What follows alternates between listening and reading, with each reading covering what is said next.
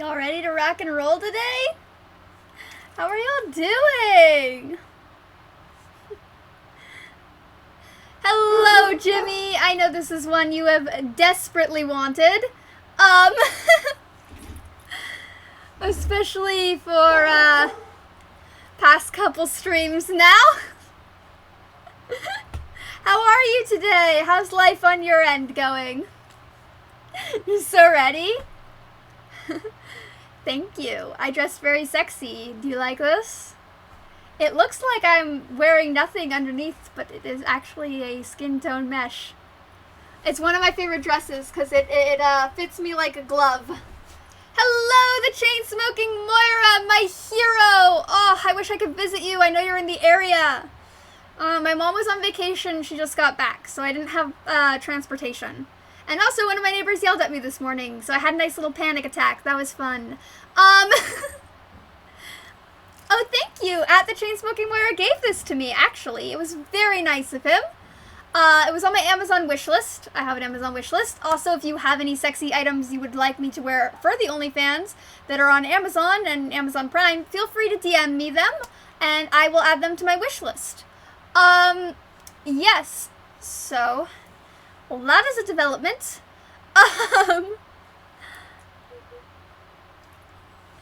Yeah, so the Chain-Smoking Moira gave this to me. I got several collars from him. It was very nice of him. I got some lace chokers, too. Oh, I know. I wish it coincided. So I didn't know my mom was going on vacation. And so I was like, oh my god, we'll be able to hang out. And then, like, right when, like, the days were there, she was like, oh, actually, I'm gonna be gone. I was like, fuck, I don't have transportation. I know, 23, living at home, still relying on my mom for transportation. But that's the light of being mentally disabled. I don't know, someone asked me if I was quirky. And I was like, I'm not quirky. I'm mentally insane. There's a very clear difference. Quirky is a redeeming quality.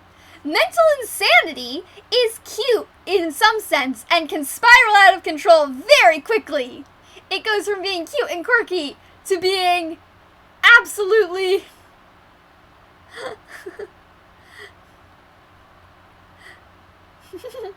Oh, I know the whole trope. I'm not quirky like other people. Yeah, I get it.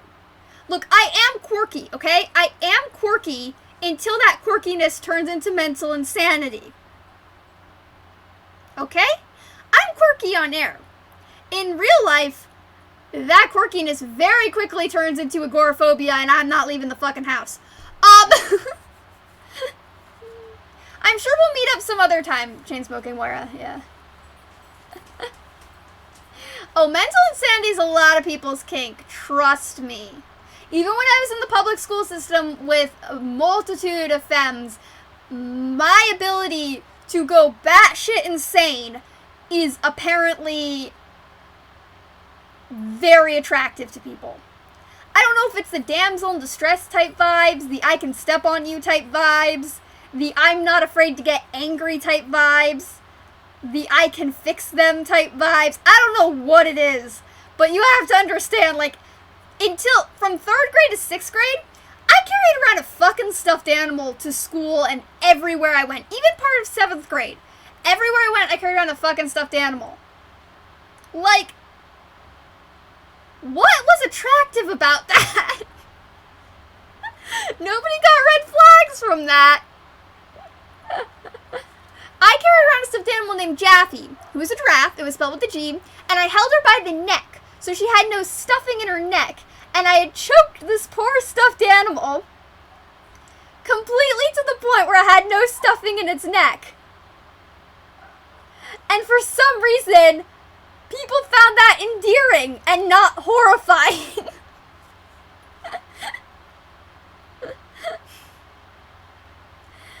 I don't know.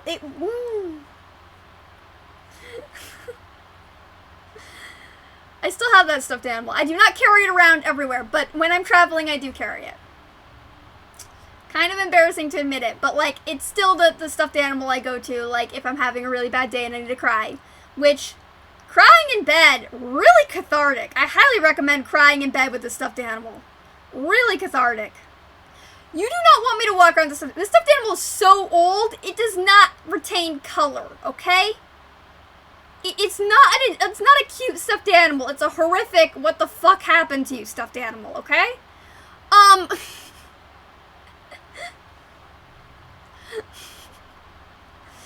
Like, this is not cute. This is like, oh, you squeezed the life out of this thing, didn't ya?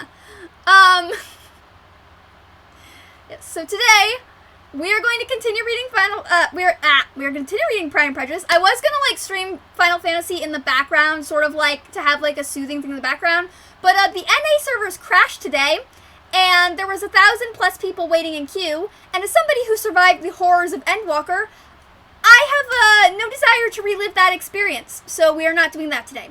Maybe in a future Read Aloud stream, like, I'll actually, like, be a summoner and, like, open the book and make it look like I'm reading, but, for now, we are not doing that because the NA servers crashed, and I'm not waiting in that.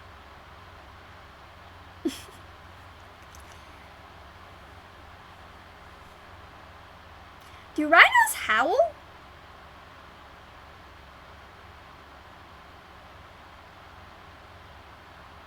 I don't think rhinos howl. I mean, you can howl, that's fine. I don't think rhinos howl.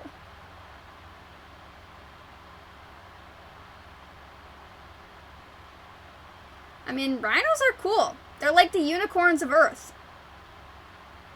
They're also, like, legally blind, so they view everything as a threat.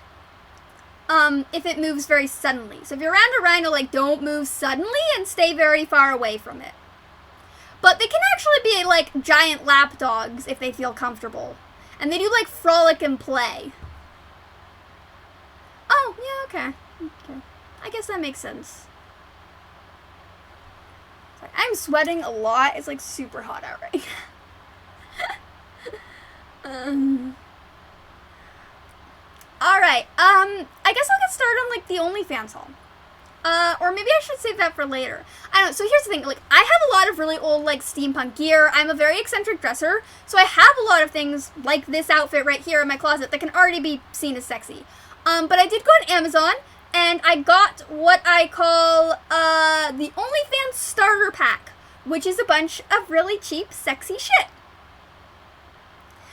That is not very expensive, so if this whole venture doesn't work out, then, no harm, no foul.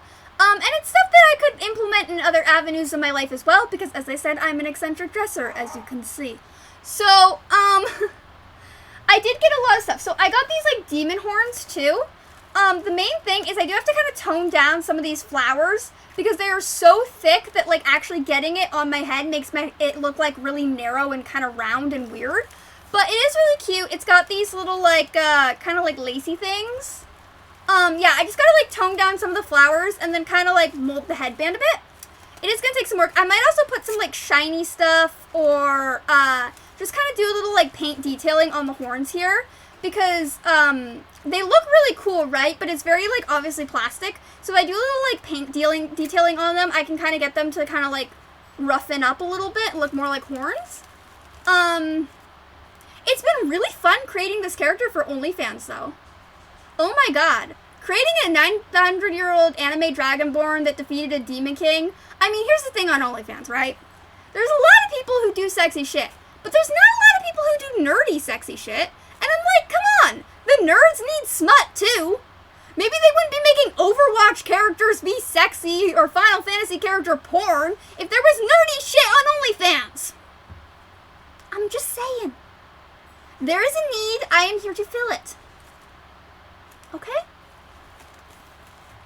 So yeah, I need to tone down some of the flowers. I don't think I'm going to tone down the ones here and here because they actually kind of hide some of this shit. But some of the ones, like, up here, I need to kind of just, like, go in and just kind of either, like, tone down some of the flowering, take them all off, and then I also need to apply, like, yeah, just some paint to, like, the whole thing, just to kind of make it look more real.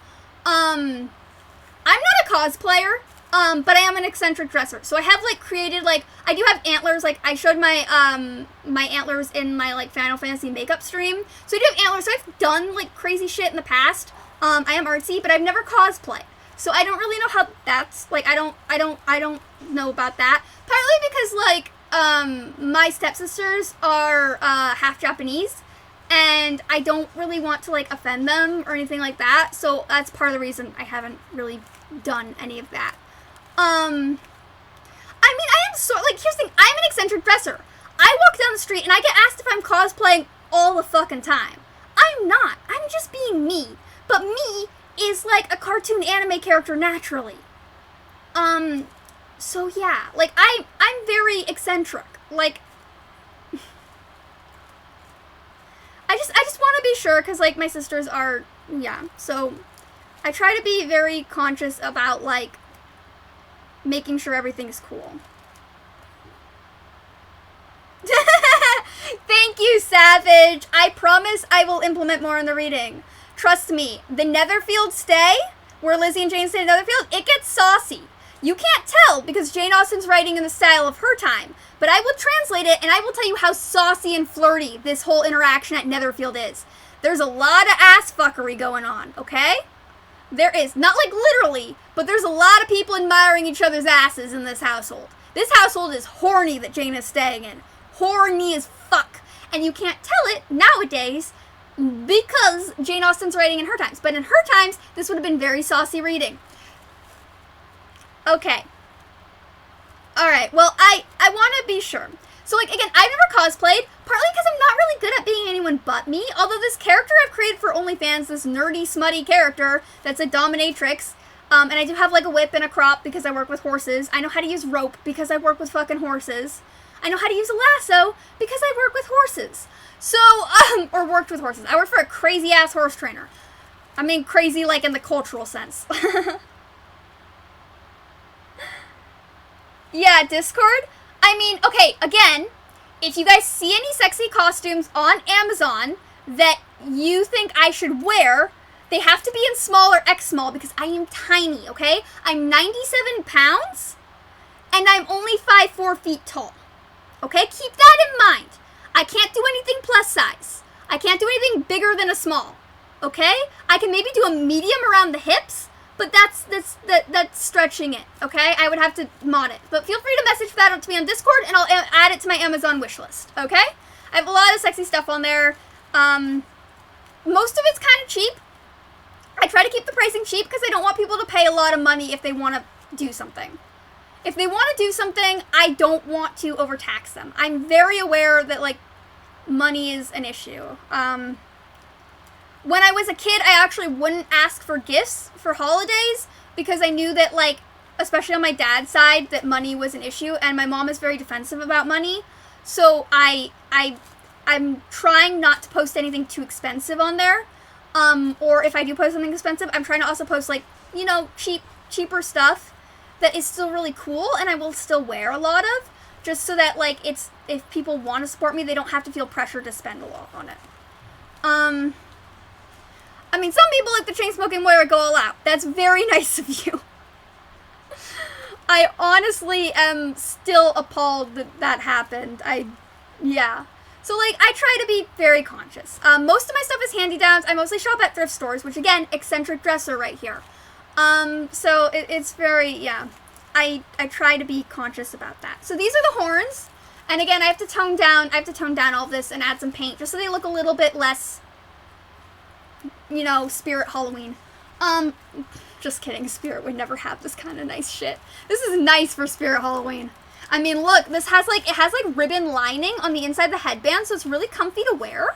And it doesn't slip a lot, which is really great, because if I'm going to be doing, like, physical stuff, that means the headband won't fall off in the middle of it. Although, I do have some skits about how I killed a Demon King. But you'll just have to tune in for that. Alright, next up. I got these gloves. I love these gloves. They're, like, these little, like, I have a lot of fingerless gloves, because my mother's been knitting since she was 15, and because I wear a lot of fingerless gloves because I have sensory processing issues and, like, touching the elements is a problem for me, apparently. I wear a lot of fingerless gloves because I can still do stuff with my hands, but I don't have to end up in rashes all the time. So I have a lot of fingerless gloves, but I saw these and, like, yeah, they're not high quality and I probably have to be very careful. I probably have to hand wash them, but they're very just, like, cool and distressed looking, which is cool. because I'm gonna be your new nerdy waifu. That's my goal. You wanna pay me $5 a month for me to talk about stories, drink blood, and be a dom? I'll do that. I'll make you eat dog food. It'll be fun. Okay. This one is actually cool because it serves a dual purpose. So I didn't have a swimsuit. I don't swim a lot, so I didn't have a swimsuit. But I kind of need a swimsuit. But it also serves a purpose. It's a swimsuit, and it can be used for like OnlyFans stuff. So yes, let me see. This is the top. So I'm not gonna be able to use the bottoms for this because of my proportions. So the top fits me. The bottoms probably won't fit me. So yeah, so I got this, these are the bottoms, never mind. But I got this, try not to show like the brand because I'm not sponsored. Okay, yeah, so these are the shorts. So I got these like really cute little shorts for the bottoms. And I might have to modify the waist on these a bit, we'll see. But I got these really cute shorts for the bottom. And then this is the top I got. And I still might have to modify the straps, but it's got like this lacy thing going on. I don't know if you can really see it. It's got like this lacy thing going on right here. So you can kind of see inside. I may have to take the cups out of the boobage because I don't have very big boobs. I'm actually not wearing a bra right now, fun fact. So I don't need this much padding. And it's gonna look weird on me. So I might have to take that out or like input some other ones, but it's got like this whole strappy kind of situation, and I can kind of tighten it and loosen it, which will be fun. And it also serves purpose. I don't have a swimsuit. Now I have a swimsuit, and I can use it for OnlyFans, which is probably most of what I'll use it for because I don't really like to swim. I can swim enough to stop myself from drowning, and I like swimming in lakes. I like paddleboarding a lot. Paddleboarding's really fun. I don't really like swimming in pools because the chlorine really irritates my skin. So I try to avoid swimming in pools. Also, like, pools are really, like, kind of gross. I don't know if you've ever noticed how gross pools are, but they're very gross. I like hot tubs a lot, though. I'm not gonna turn into a hot tub streamer. One, we don't have a hot tub. Two, this is fucking California. No one needs a hot tub. And I would get banned in a snap. Maybe I'll make, like, a parody where I'm in my bathtub. I don't know. Yeah, so that's that. Oh, and this is a skirt I got. I don't know how well... Oh, no, this is not the skirt. These are the leggings. So I got these, like... They look like stockings when I put them on, but they stay up around my waist, so I don't have to worry about them, like, sliding down while I'm doing things. But they have, like, a little, like, garter strap that kind of goes in between. These were very cheap to get, which is good, because I didn't know if I was going to fit in them or not. But they are kind of like these mesh, oh, this image might get me banned. They're kind of like mesh. They're not hemmed, which means they're probably going to break apart very easily. I do take care of my shit, though, so we'll see. They're all inside out for some reason. Hang on. But they've got these little, like, connector straps here. And they've got, like, holes. I got, like, a bunch of cool ones. I got some that are more, like, rock and roll. And then I got some that are more, kind of classier, I guess, in a sense. I have some other fishnets. I also have, like, spider fishnets. The problem is, like, they're very wide.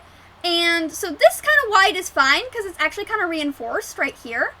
But the wider ones on the fishnets are a problem because the wider they are, the more they rip. So these are going to look really cool. This one actually look really cool with this dress itself, too. But, yeah, so I got some of these. Again, it wasn't very expensive. I did have to get these in a medium, but I think that's actually going to work in my favor. But I can also, like, I know how to sew. I can modify them if I need to. I'm not an expert at sewing in any sense of the word, but I can do what needs to be done. Yeah, so I got a couple different patterns, actually. I got a couple different patterns. So these are the ripped ones. I have some, yeah, I have a couple different patterns to play around with, which is good, because it gives me more, like, options. Oh my god, these are already tangled. I'm gonna have to work through that. Probably on my own time. I'm such a knitter's, like, child. I'm like, I need to untangle everything. I'm very good at untangling yarn. I can untangle and wind up yarn in less than a minute. I'm very good at doing it. I can untangle pretty much anything. Being a knitter's child, you just learn. eventually you just learn how to untangle anything. You also learn how to tie up a lot of things. Again, horses, yarn. And I have the ability to touch yarn and know exactly what it's made of. Like, I can tell if it's cashmere, if it's superwash merino, just by touching it. Cool little fun fact of living with somebody who spins and makes yarn and knits all the fucking time. And I've been to a lot of, like, yarn expos. But I'll be like, yeah, this has cashmere, superwash merino, acrylic, maybe a little bit of wool, maybe a little bit of this. Cashmere is super soft. Cashmere is actually the underlining of a goat's fur. So it's like the stuff that's like under the top part of the goat, sort of. Yeah, so I got these ones, and I also have like, these are just like basic kind of ripped ones. So I also got some of these, which, I mean, it all kind of looks black from this point of view, probably. Yeah, I mean, this one has really, really, really thin, like, kind of one, and, like, lining. I don't know if you can really see the lining. But, yeah, I got a lot of these, and there's, like, different patterns. Like, this one's kind of ribbed. So, yeah, that's what I have on the legging front. I pulled out some of my boots, too. I guess I'll show those. So I was looking, part of the reason I've been delaying posting stuff on it, so I made the account, but I've been delaying posting stuff on it. One, I need to get, like, some fabric or something to cover parts of the room. But also, I was looking for these boots that were, like, high-heeled and, like, knee-high. But it turns out that they broke a long time ago. So, I might have to splurge on some boots. This is one of the favorite things that I got, okay? I like this a lot. Again, not super high quality, but very pretty. Look at this. This is going to go, like, on me like this. And then it kind of floops around at the edge there. It's beautiful. I love it so much. And then I got a really cute, like, skirt kind of thing to go under it. So you can't really see on this one. But it actually, like, has a butt thing where, like, your butt can kind of, like, poke out of the skirt a little bit. So, I mean, this is also, yeah, it kind of has, like, a butt thing. I don't know if you can see it very well, but it has, like, a butt thing. It's like you have more opportunity for that. And I can wear this under, like, under this. I'm going to look so pretty. Like, combining all of them together is just going to look so good. Yeah. So, that's, like, the stuff that I got. And, again, I have other stuff, too. Like, I have, like, another thing that's, like, very sheer and then has, like, a lot of beads coming down from it. Kind of like a 1920s flapper style. I have a couple 1920s flapper-y revealing type things. They're not ones that I got. Here, I guess I'll show the boots. I don't want to make this so long. I love boots, okay? I have my punk boots. I didn't bring those down here, but I have, like, giant punk platform boots, but these aren't those, okay? These are, like, high-heeled shoes that I brought down. These are some of my favorites. I picked them up at a thrift store. I wear them, like, all the time. They're more like a steampunky type classical look, but they have really solid soles, so you can really hear it when they go thunk, which I love, and they make a really fun sound when you slap them together. But these are more like steampunky, that type of vibe. Do a little dance? Okay. I'll do a little dance. You want to see my butt shimmy? You want to see my butt shimmy? You want to see it? Oh, you want to see the butt shimmy? I'll do the butt shimmy. I'll do it. Watch me, bitch. I'll do it. You want to see my hips? You want to see the butt? In the butt. And back. And forward. And back. I can't twerk because I'm white. And then these are boots I also found at a thrift store. Most of the shoes I found that fit me are at a thrift store because I have very wide feet. So boots that have already been worn fit me a lot better because I can actually fit my feet in them. So I have these. These are more like punky, kind of like over the heel type stuff. Yeah, thrift store stuff. Again, I need to like, because my other boots apparently broke. So, but I do also have like gothic skull boots that go all the way up to my fucking knee and are like platform boots. And I don't think I could twerk, okay? I think it doesn't really work with me, okay? I have tried it, okay? Because like I said, my sister's a dancer. Like she did professional dance, and she can twerk. I cannot. I tried it. My hips, they don't move like that. These are kind of dirty. I need to clean them up. But these are my other shoes.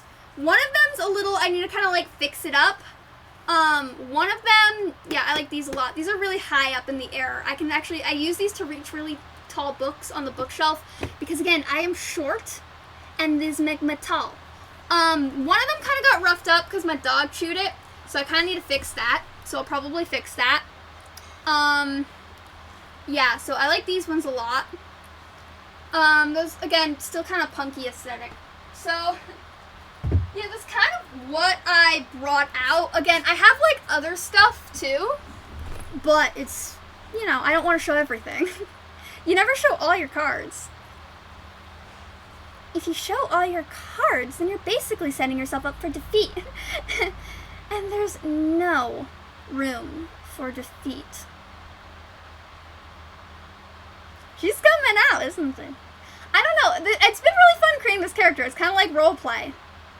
I mean, it is technically a form of roleplay. I'm basically making roleplay nerdy content on OnlyFans because nerds deserve content on OnlyFans. You know, you can watch, you know, some, you know, people wearing a swimsuit by the pool, doing sexy stuff like that. And that's fine, that's cool too. But, like, there's a deficient lack of nerdy shit. And nerds need to get off on nerdy shit sometimes too. People just think it's, like... Thank you for doing it. I mean, I'm getting paid. Well, that's the point. I'm gonna step on you. I'm gonna tell you my shits are bigger than your dick. And then I'm gonna make you eat dog food and blood.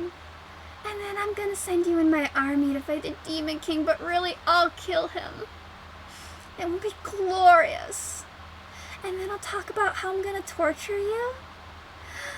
It will be amazing. How's that? I'm working on it. I'm working on it. Again, as an asexual, I'm not really sure what is sexy, but apparently people like my dom work, so, you know. We'll see. I guess we should start reading. But also, I just did Roan of Arc for, like, my OnlyFans page info, but, like, I don't know if I should name the character something else. I mean, I've been kind of operating under Roan of Arc as sort of, like, this, you know, it's like a play on Joan of Arc, you know, but, like, I guess that kind of still plays into it. Yeah, so, but maybe I should name the character something else. I don't know. I mean, I guess this is a big no-no. Like, you're not supposed to talk about that with your, you know, fans. But at the same time, like, I'm still gonna stream game content. I'm still gonna do other content. So, like, the OnlyFans stuff and that character is its whole other thing. And, like, I'm kind of talking about that character, Roan of Arc. I did put kink maintenance in my bio, by the way. I did do that. I said I was gonna do it on stream, and I did it. I keep my promises, bitch. So, yeah. So, yeah, I mean, I guess I'm gonna kind of talk about this character like they're another person, because they kind of are, but they kind of aren't, because they're still me. I don't know, it's a whole role-play thing, you know? And as an asexual, I am born for this. I am an overdramatic, crazy, cute, insane person. We're gonna have so much fun together. I can't wait. It's gonna be amazing. That was a little too much reverb. I already know how I'm gonna make fake blood that I can drink, okay? Because I saw this on, like, I saw this thing it's supposed to be meant for, like, a health potion. Basically, you get a bunch of raspberries, and you kind of get some sugar and some, like, water, and you kind of just boil it, and it looks like a health potion or, like, fake blood. And, like, it's apparently really cool to drink, and I need to, like, eat fruit anyway, so, you know, it'll be fun. I can, like, I have this red steampunk corset that's, like, black and red and very gothic, but it also, like, pushes up my cleavage, like, majorly, so I'm thinking I can wear that and then just, like, dribble fake blood all over myself. And then, like, lick it off me. Why not? Good idea? I don't know. We should start reading. You know, let's do that. So, to recap, we left off with Jane being at Netherfield sick, because Mrs. Bingley is a psychotic psychopath. No, she's not psychotic psychopath, but she's not exactly sane. For the time period, not the worst, but not the best parent either. And then we talked about Jane and Lizzie's support system, you know, just the Bennets and how they kind of run their household and how it's very dysfunctional. But again, for the time, it was probably surprisingly functional. And just like kind of how the implications of how the girls were raised is going to impact their lives. And we also talked about Charlotte and Lizzie's differences in love. Lizzie wants to marry for romance. Charlotte thinks that because of their position in society, they should just work to snatch up a man real quick and get married because they don't want to be stuck at, you know, they don't want to basically be left to the wills of society because women weren't considered people. They were still considered property. So, and we also talked about Jane being at Netherfield and her being worried and Lizzie walking to see her and how some people see that as a lot, but realistically, like, she doesn't know what's happening to Jane in that house. Like, if your sister, okay, if you met some guys at summer camp, right? You met some guys at summer camp, your sister really liked one of the guys, your mother forced her to walk out in the rain, she caught a cold, and now she's staying at this guy's house that you kind of sort of know but don't really know, you'd be worried too, right? You'd go check on your sister. So Lizzie walks to go check on Jane, and especially during this time period, Jane is not considered property. So she could have been raped, something could have happened to her, and she would have taken the blame for it, and her reputation would have been ruined. So Lizzie's trying to protect her sister. So she goes over to Netherfield, and Jane is so sick and doesn't want Lizzie to leave, so they end up staying at Netherfield. And now they're at Netherfield, and let's talk about that. Alright. At 5 o'clock, the two ladies retired to dress, and at 6:30, Elizabeth was summoned to dinner. To the civil inquiries which then poured in, among which she had the pleasure of distinguishing the most superior solicitude of Mr. Bingley's, she could not make a very favorable answer. Jane was by no means better. The sisters, on hearing this, repeated 3 or 4 times how much they were grieved, how shocking it was to have a bad cold, and how excessively they disliked being ill themselves, and then thought no more of the matter. And their indifference towards Jane, when not immediately before them, restored Elizabeth to the enjoyment of all her original dislike. So basically, Elizabeth comes downstairs, Bingley actually cares about Jane and really wants Jane to get better. And so he's trying to ask her, how is Jane, how is all that? And notice the sisters here. They, basically, Bingley's sisters are like, oh, it's so awful to have a cold. Oh, that's horrible. Oh, that's horrible. Okay, moving on. When Jane's not immediately before them sick, they don't have the capacity to care that she's sick. They're just doing what is socially acceptable of them, which is to remark on it, and then they're moving on because it doesn't really affect their lives. This is just some, random girl their brother kind of likes who's staying there who's sick. They kind of probably see it as, more of a hindrance, but, yeah. Their brother, indeed, was the only one of the party whom she could regard with any complacency. His anxiety for Jane was evident, and his attentions to herself most pleasing, and they prevented her feeling herself so much an intruder as she believed she was considered by the others. She had very little notice from any but him. Miss Bingley was engrossed by Mr. Darcy, her sister scarcely less so, and as for Mr. Hurst, by whom Elizabeth sat, he was an indolent man who lived only to eat, drink, and play cards, and who, when he found her preferred a plain dish to a ragout, had nothing to say to her. When dinner was over, she returned directly to Jane, and Miss Bingley began abusing her as soon as she was out of the room. Her manners were pronounced to be very bad indeed, a mixture of pride and impertinence. She had no conversation, no style, no taste, no beauty. Miss Hurst thought the same and added, "She has nothing in short to recommend her but being an excellent walker. I shall never forget her appearance this morning. She looked almost wild." "Indeed she did, Louisa. I could hardly keep my countenance. Very nonsensical to come at all. Why must she be scampering about the country because her sister had a cold? Her hair so untidy, so blousy. Yes, and her petticoat. I hope you saw her petticoat. 6 inches deep in mud, I am absolutely certain. And the gown which had been let down to hide it not doing its office. Your picture may be very exact, Louisa, said Bingley, but this was all lost on me. I thought Miss Elizabeth Bennet looked remarkably well when she came into the room this morning. Her dirty petticoat quite escaped my notice. You observed it, Mr. Darcy, I am sure, said Miss Bingley. I am inclined to think that you do not wish to see your sister make such an exhibition. Certainly not. To walk 3 miles, 4 miles, or 5 miles, whatever it is, above her ankles in dirt, alone, quite alone. What could she mean by it? It seems to me to show an abominable sort of conceited independence, a most country town indifference to decorum. It shows an affection for her sister that is very pleasing, said Bingley. I'm afraid, Mr. Darcy, observed Miss Bingley in a half-whisper, that this adventure has rather affected your admiration of her fine eyes. Not at all, he replied. They were brightened by the exercise. A short pause followed this speech, and Miss Hurst began again. I have an excessive regard for Jane Bennet. She really is a very sweet girl, and I wish with all my heart she were settled. But with such a father and mother and low connections, I am afraid there is no chance of it. I think I have heard you say that her uncle is an attorney in Meryton. Yes, and they have another who lives somewhere near Cheapside. That is capital, added her sister, and they both laughed heartily. If they had enough uncles to fill all Cheapside, cried Bingley, it would not make them one jot less agreeable. But it must very materially lessen their chance of marrying men of consideration in the world, replied Darcy. To this speech Bingley made no answer, but his sisters gave their hearty assent, and indulged their mirth for some time at the expense of their dear friend's vulgar relations. Okay. So, this seems almost coordinated, right?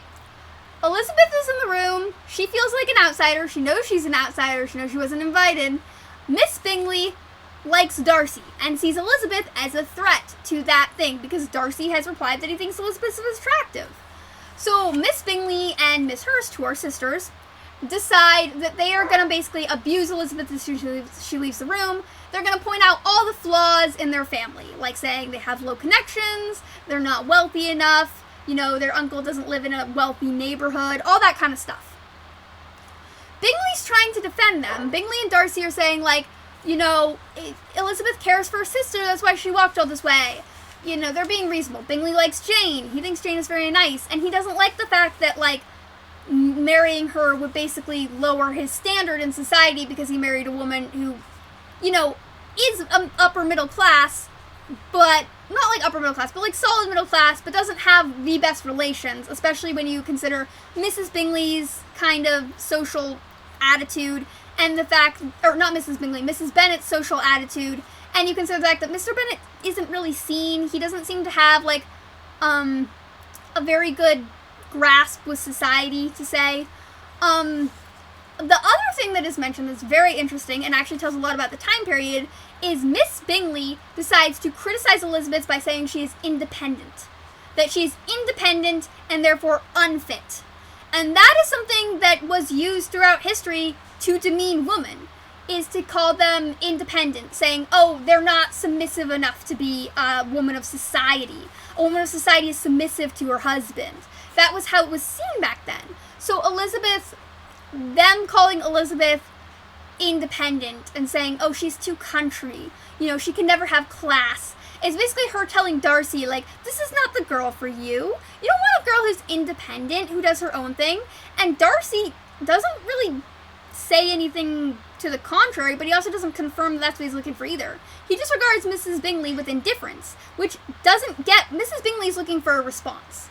Sometimes when we want something, instead of just addressing it, we will try to do something that gets a response from somebody. Sometimes we don't always know what response we're looking for, but we're looking for an outpouring of emotion from the other person. This can be family member, someone you like, a coworker, it could be anyone. You are looking for an outpouring of emotion that matches your emotion, or that is something you can latch onto. And we don't always realize we're doing this as people. Like, I've been guilty of doing this. I think everyone does it to some extent. It's just, when it becomes harmful, it becomes very harmful. And right now with Miss Bingley and Mrs. Hurst kind of making this coordinated attack, it is a very harmful thing, and it doesn't speak well of their characters. When someone you like somebody else, demeaning that person is never going to be the answer. It's just going to make you look worse in their eyes. That's all I'm gonna say. And also, yeah, we do things to get a rise out of people sometimes, and it's not always for the better. Especially when we're feeling hurt or confused or not sure of ourselves. We'll look for someone to have the same kind of outpouring of emotion we have so we can latch onto it and feel validated or something, and it never works. When you are doing something to try to get a response from somebody that they haven't given time and time again, they're probably never going to give it. And if they do give it, it's going to be after a long time and after they do the self-work themselves. You can't force somebody to change. You have to wait and give them time. And if they change, they change. If they don't change, they don't change. It's the whole AA thing. Courage to change the things you can and the wisdom to know the difference.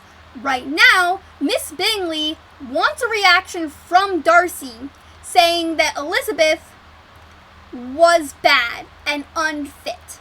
But she's not getting that reaction from Darcy, and she's not gonna get that reaction from Darcy because Darcy's never given her that reaction. And instead of realizing that, she can't change Darcy's mind, she keeps doing what she's doing, and it isn't working.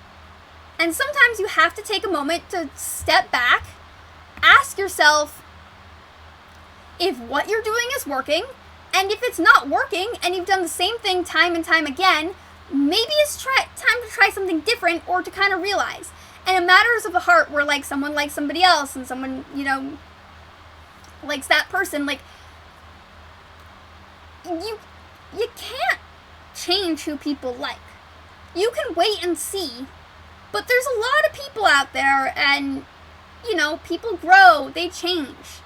If she had just given Darcy time, if she had just not demeaned Elizabeth and basically been cruel to everyone they interacted with, perhaps Darcy would have liked her because she was being a genuine human being. But instead, she decides to kind of play these mind games that don't really speak well of her. And also show that maybe she doesn't know Darcy as well as she thinks she does. Just saying. With a renewal of tenderness, however, they repaired to her room on leaving the dining parlor, and sat with her till summoned to coffee.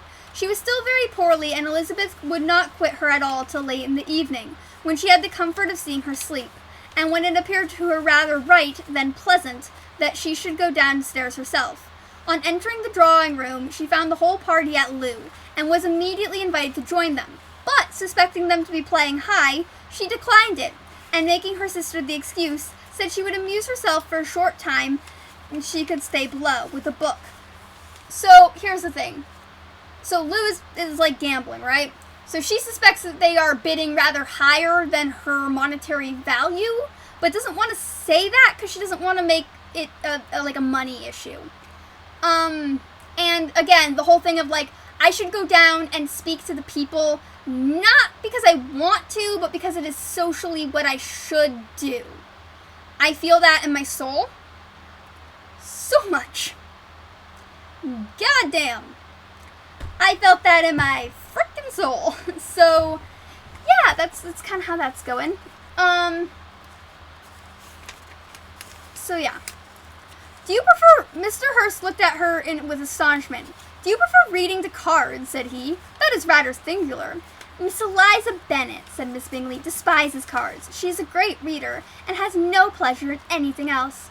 I deserve neither such praise nor such censure, cried Elizabeth. I am not a great reader, and I have pleasure in many things. In nursing your sister, I am sure you have pleasure, said Bingley, and I hope it will soon be increased by seeing her quite well. Elizabeth thanked him from her heart, and when he walked towards a table where a few books were lying, he immediately offered to fetch her others, all that his library afforded, and I wish my collection were larger for your benefit and my own credit. But I am an idle fellow, and though I have not many, I have more than I ever look into. Elizabeth assured him that she could suit herself perfectly with those in the room. Oh, what NPC do you want me to roast?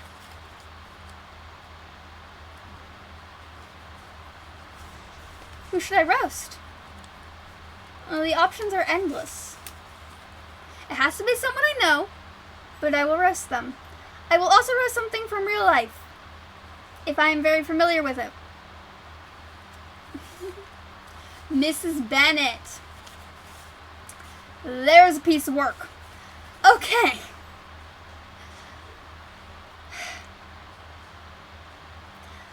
Mrs. Bennet is this century's Karen. Think about it. She's constantly throwing her daughters at rich men, which everyone was doing, but she's doing it shamelessly. She doesn't really like her husband. Her husband doesn't really like her. And she denies herself into believing that they are happily in love. Mrs. Bennet doesn't really seem to care too much about most of her daughters' welfares. She has her favorites, which are Jane and Lydia. Everybody else does not matter to her. She would be totally happy with her daughters just getting married. She doesn't exactly care who they marry. She just wants them to get married. And when they get married, she wants it to be entirely her way. She wants all the credit for it. She's going to brag about it to all her friends. That's all she wants. Yes, even Jane hates her. You know why Jane hates her? Jane is the oldest and therefore had to witness all her mother's screw-ups and had to take care of the kids on her behalf. Jane and Lizzie had to take care of all of their siblings because their mother probably wasn't really able to. Until the girls came of age, Mrs. Bennet probably had a very hard time connecting with her daughters because she wanted a son. And that probably also put pressure on the daughters as well. And you can kind of see in the way they approached the world. Jane and Lydia had to toughen up and face it and had to make sure everything was good. Mary hides away, just perfecting her craft to try to gain some recognition. Lydia and Kitty are off the walls insane. Mrs. Bennet is extremely problematic. She, again, is this century's version of a Karen. She doesn't really have friends, she has frenemies. She kind of leads a very sad existence. But she is not self-aware enough or insightful enough to try to remedy this existence and to check herself before she creates a social scene.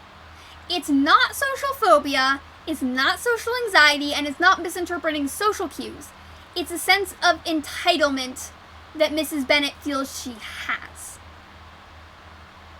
And it's also a sense of denial that she probably has used to cope for a while. But again, my opinion, I'm probably imprinting some of my own life into this. I have 4 sisters, and I am the second oldest, so I kind of have been there. Yeah. Everyone is entitled to their own opinion.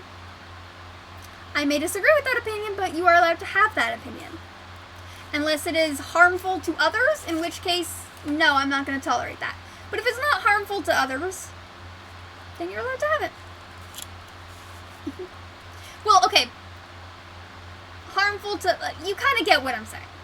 Let's not get too literal about this. So, we can kind of see here, though, that Miss Bingley, when Elizabeth denies cards, Miss Bingley decides that she's going to be like, oh, Elizabeth, sorry, that kind of bumped against my microphone. I don't know if you heard that. I'm closing my second monitor because I don't need it currently, but you can kind of see that Miss Bingley is like, oh, Elizabeth despises cards. She doesn't like cards. It's a very petty, immature action to do because she doesn't know Elizabeth that well. She's trying to undermine Elizabeth by being like, she doesn't like this. Don't include her in this. Don't bring her into this conversation. She doesn't want this. She just wants to read. Ignore her. You know, she's trying to like undermine Elizabeth further, but this is a next level of immaturity, which is assuming something that she would have no knowledge of and everybody knows she would have no knowledge of. So that when Lizzie comes back and checks her on it and is like, actually, I like a great many things and I am not the best at reading. You know, the other people in the room know that they know for certain that Miss Bingley has not interacted with Elizabeth enough to know any of this stuff, and therefore she's just shooting out of her ass. And it's a very immature thing to do. So they're not going to take her word for it. They're going to take Elizabeth's word for it because they're using logic, and Mrs. Bingley is not operating off of logic right now.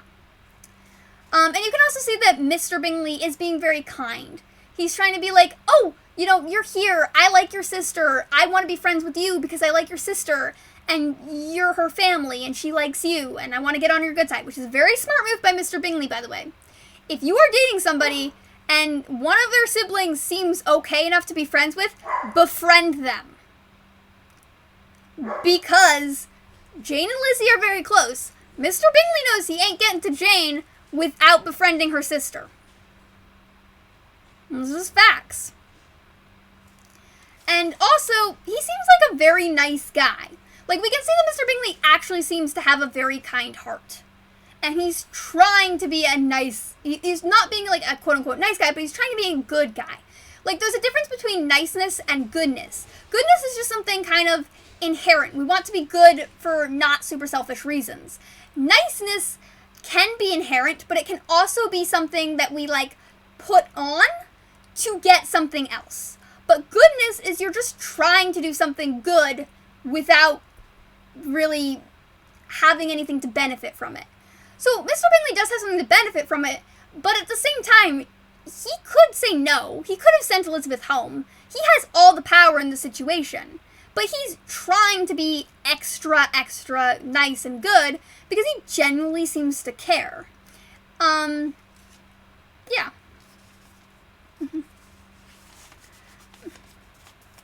Elizabeth assured him that she could suit herself perfectly with those in the room.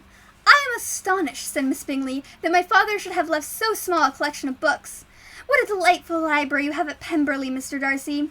It ought to be good, he replied. It has been the work of many generations. And then you have added so much to it yourself. You are always buying books. I cannot comprehend the neglect of a family library in such days as these. Neglect! I am sure you neglect nothing that can add to the beauties of the noble palace. Charles, when you build your house, I wish it may be half as delightful as Pemberley. I wish it may. But I would really advise you to make your purchase in that neighborhood and take Pemberley for a kind of model. There is not a finer county in England than Derbyshire. With all my heart, I will buy Pemberley itself if Darcy will sell it. I am talking of possibilities, Charles. Upon my word, Caroline, I should think it more possible to get Pemberley by purchase than imitation. Elizabeth was so much caught by what passed as to leave her very little attention for her book, and soon laying it wholly aside, she drew near the card table and stationed herself between Mr. Bingley and his elder sister to observe the game. So even Elizabeth is like, there's some drama going on in this household with this family, okay? Even Elizabeth's just like, oh, these people are crazy. Here's the deal, right? Like, again, we can see Caroline trying to, talk up Mr. Darcy and get him to like her. Like, Miss Bingley has been trying for ages to get any kind of rise out of Darcy. She's like, you have such a great thing. I'm sure nothing escapes your attention. I'm sure you're on it all the time. This, not really the best strategy either. Because lots of people want a partner who can see their flaws and accept their flaws. Not a partner who believes that everything they do is magic. Because the everything they do is magic type of thing, that wears off real quickly. Because when reality sets in, that's gonna wear off. If somebody wants a partner who believes that everything they do is magic, that's a red flag.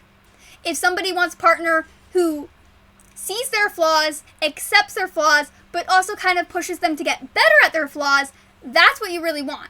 So Darcy's a smart guy. He can see that Caroline's just kind of talking. She's not really saying anything of substance, she's just talking. She's also talking about Charles buying an estate. She wants him out of Netherfield. She wants him to have his own house, have his own lordship, all that statusy shit. And she wants it to look, again, the looking like Pemberley thing probably isn't that she wants it to look like Darcy's estate. She wants to live in Darcy's estate, and she's trying to be like, Darcy has the best house, she's trying to compliment him. She's not doing a very good job, because as Bingley says very so eloquently, it'd be easier to get Pemberley by purchase than by imitation. He could imitate it all he wants, but Pemberley's been the work of many generations, as Darcy says. We can also see an inkling that maybe Darcy and Elizabeth are suited to each other because they do both have an interest in reading. Darcy says he's collected a very large library, and Elizabeth seems interested. But Elizabeth stops reading because this is just some wacky shit, and Elizabeth's just enthralled by the weird dramatics around her. She's just like, this is entertaining as fuck. Like, I'm gonna watch these rich people go off about weird things and be wholly incompetent.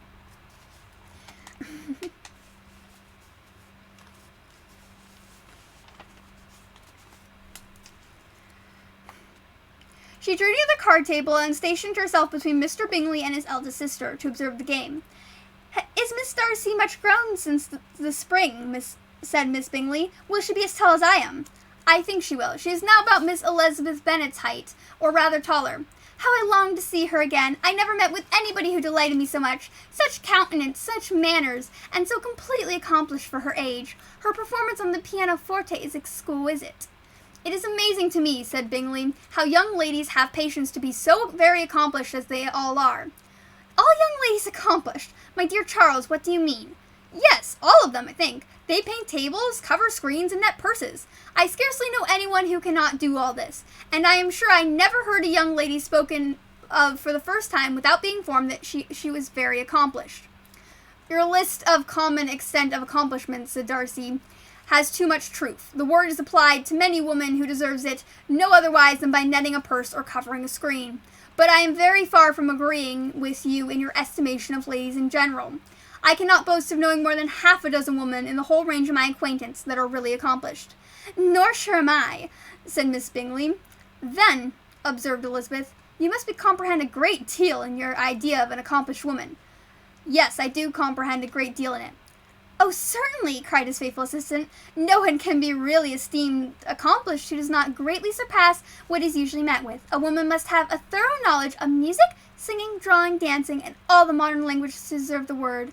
And besides all this, she must possess a certain something in her air and manner of walking, the tone of her voice, her address and expressions, or the world will be but half deserved."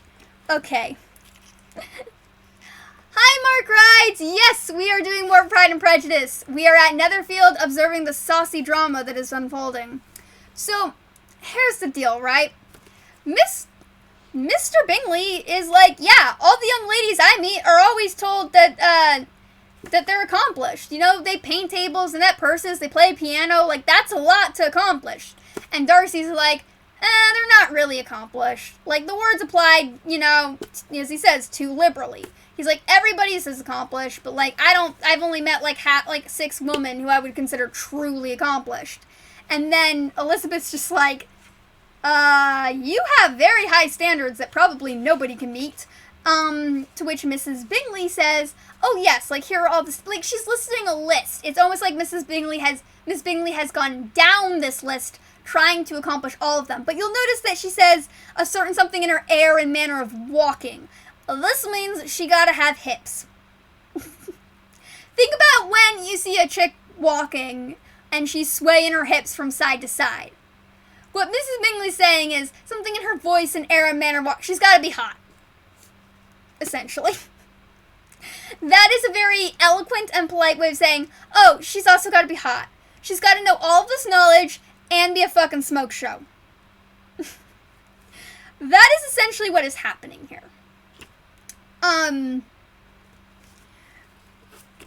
Yeah.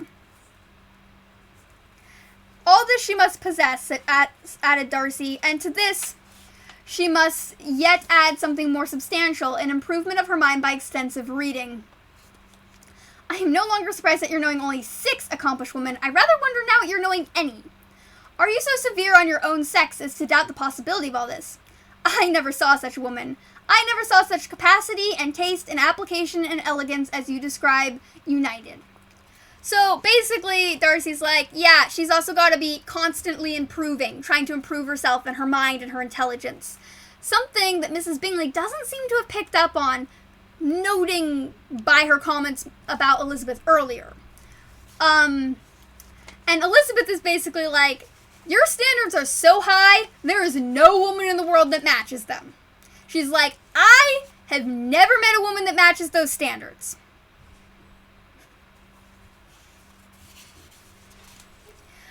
They can, if they work very hard at it.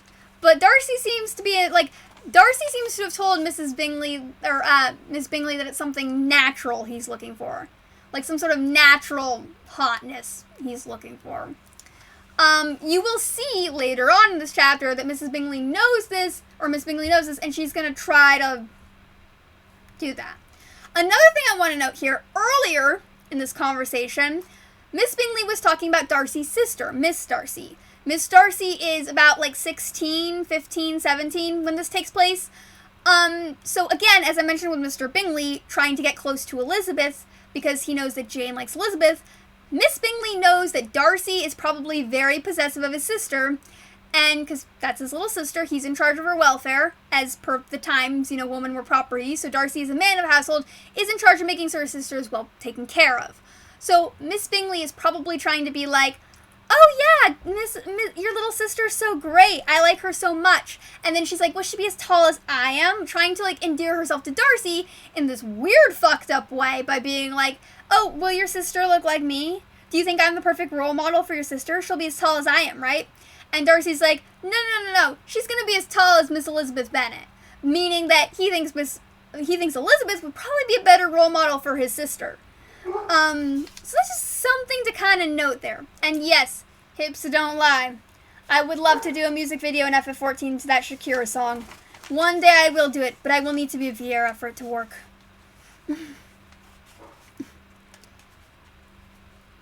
Anyway, Elizabeth is basically telling Mr. Darcy, lower your fucking standards, dude. No woman like that exists. No woman like that ever exists. And you have high standards that will never be met. She's basically like, you're going to live alone by yourself because your standards are never going to be met. Mrs. Hurst and Miss Bingley both cried out the injustice of her implied doubt, and were both protesting that they knew many women who answered this description, when Mr. Hurst called them to order, with bitter complaints of their inattention to what was going forward. As all conversation was thereby at an end, Elizabeth soon afterwards left the room.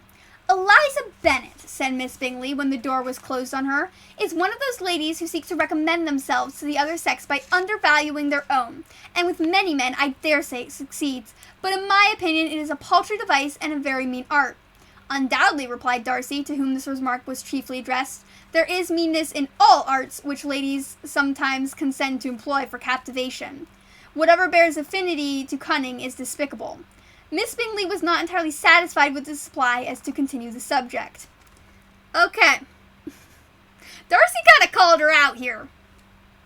Because, again, Austen says as soon as Elizabeth closed that door, Miss Bingley tried to start her tirade over again where she was going to bash Elizabeth.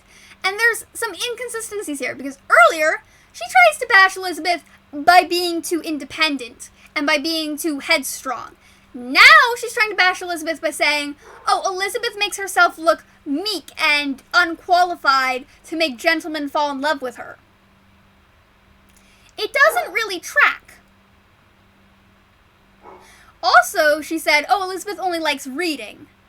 And that, she's bouncing all over the place trying, and you can see here that it's showing she's trying to get a rise out of Darcy. She was unsatisfied with his reply, but she didn't do anything more because she just kind of shut down on it. She was like, I'm not getting anywhere. I'm just going to stop. It's not going anywhere. And that's probably the smartest move she makes, is just stopping it. Because it's not going anywhere. It's not going to go anywhere. It never went anywhere. And she keeps trying the same attacks again and again. And Darcy kind of called her out. He was like, oh yeah, every thing you do to recommend yourself to men comes from cunning.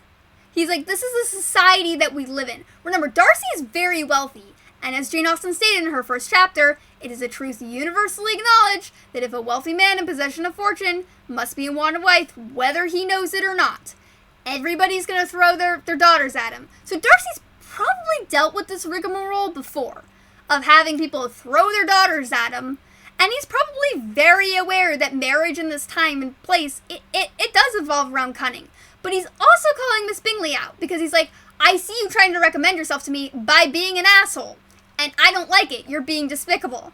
He's kind of calling her on her shit, and she can't really take it, which is part of the reason she shuts down and stops talking. She can't really bounce back from that, so she just decides to kind of end it. Again, smartest move she's probably made. Elizabeth joined them again, only to say that her sister was worse and she could not leave her.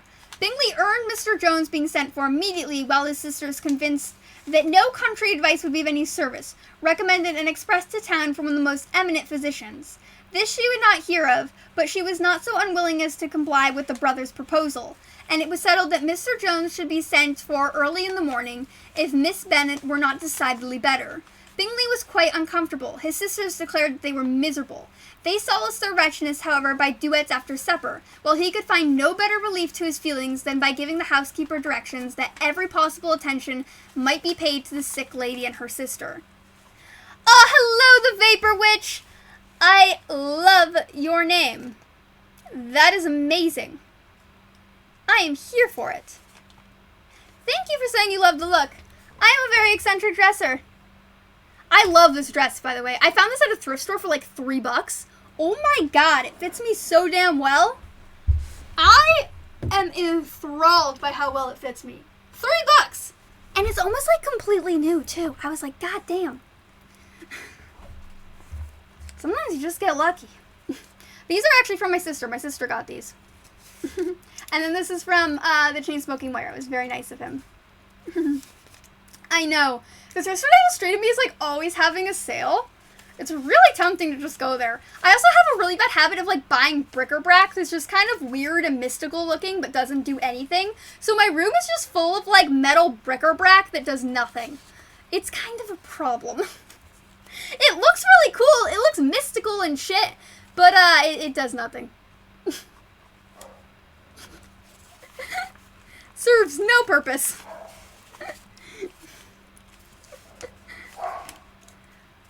That sounds dope as hell. That sounds amazing. Yeah, because you can. Like, why wouldn't you?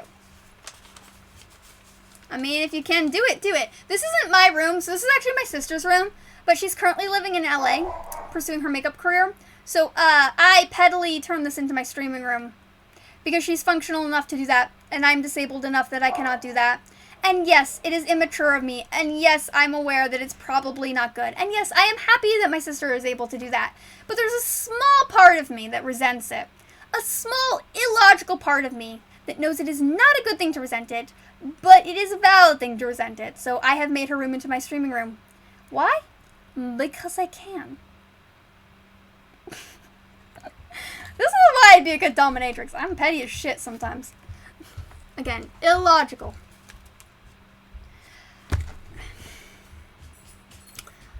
I have a lot of mental, physical, and like autoimmune disorders. And like neurological stuff going on. I am a neurological nightmare, and I say that lovingly as someone who's had to live with my brain for my entire life. But yeah, you're good. You're good. Feel free to take care of your shit. I get that. Totally get that. So I am not, so my sister's younger than me, but she's able to like go off to college and go to school and do all these things that I can't do because the world is painful for me a lot of the time. This is kind of getting a little real, but I'm also a very open person, and I hope that like talking about this stuff normalizes it. I don't really like using that word because I don't think normal exists, but like makes it a conversation that people can have and are comfortable having. Because people go through this stuff all the time. But I have issues functioning in the world. The world is not set up for people like me. And my sister has issues too. She has health issues too. But she has not... She has health issues I wouldn't want to have as well that are very painful for her. But she does not have the same neurological issues that, and like trauma issues that I have. My sister has gone through trauma. That is undeniable. She's gone, but not the same type of trauma that I've gone through, and not to the same extent. Like, she kind of has mild PTSD symptoms. I have, like, full-blown flashbacks. I can't drive. I have agoraphobia that's, like, really horrible. So, like, there is a little resentment. Like, I'm happy for her. I'm happy that my sisters can go out and live their life and do all these things. But there's always going to be a little resentment because I can't do that, like, as much as I want to. And it's the struggle of being functional enough to realize... Agoraphobia is the fear of leaving the house. It is very hard for me to leave the house.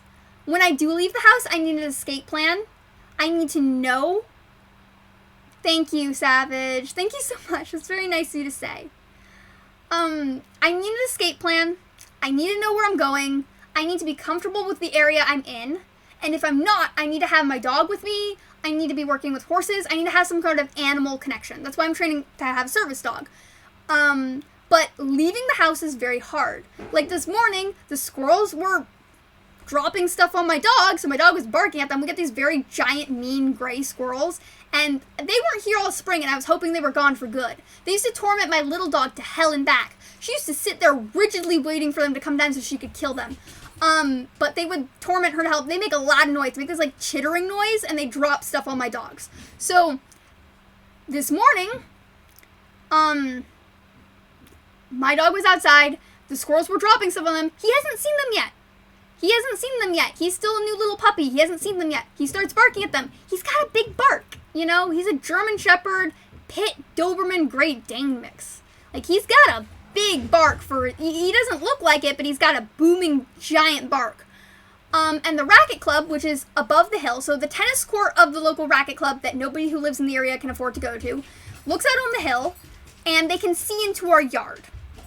So we get free tennis balls all the time because they miss shots and they end up in our yard, which is good when you have dogs. But on the other hand, they started yelling at my dog from the tennis court.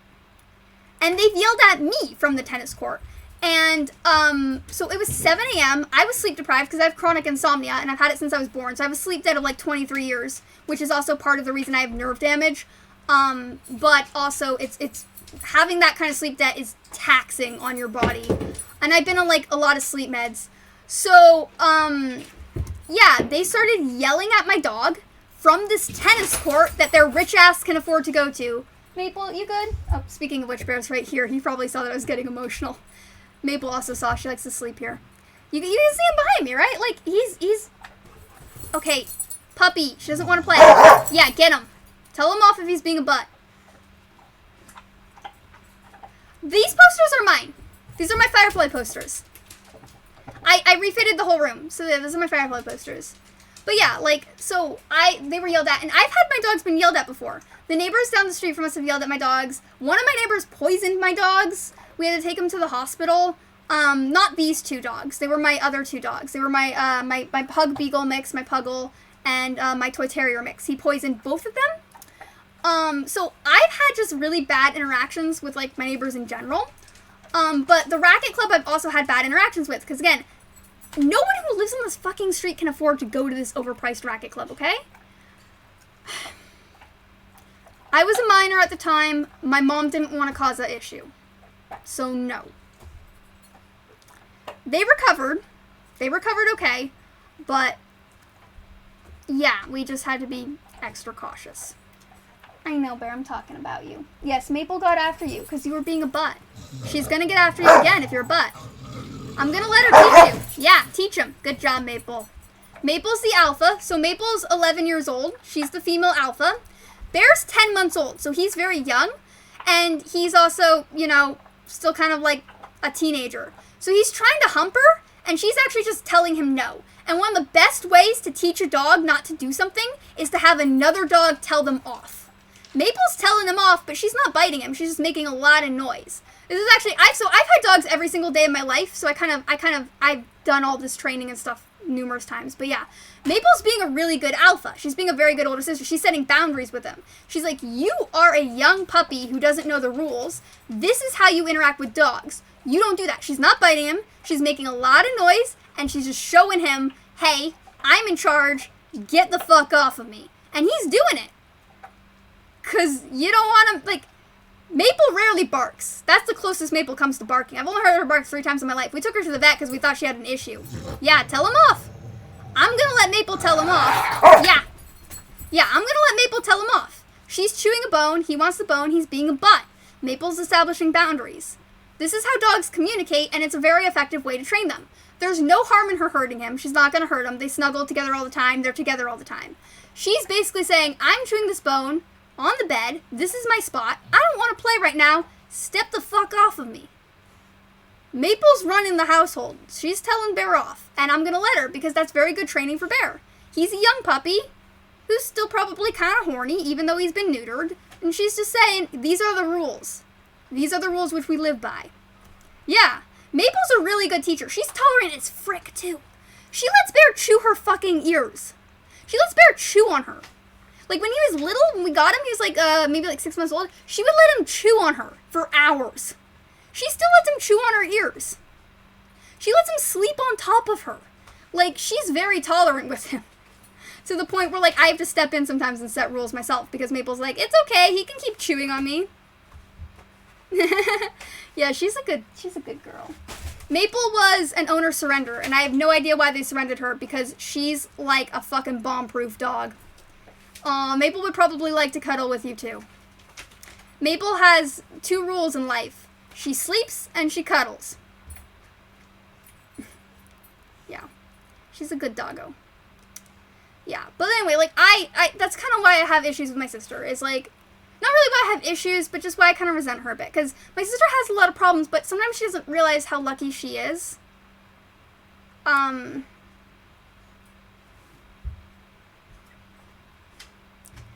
that kind of annoys me sometimes. Also, my sister kind of has, like, slight borderline personality disorder. She's like me. She's got, like, a long rap list of things, but... You want to hear some shit? I have 4 sisters. There's a lot of shit I could say. Right now I'm talking about my closest sister, my blood-related sister. Like, we're very close. Like, if you've watched my stream where so she's studying to be a film makeup artist, basically. So she turned me into an FF14 character, and you can see that we're really close, but, like, I also have to be very quiet with her. I have to be very well-mannered with her, because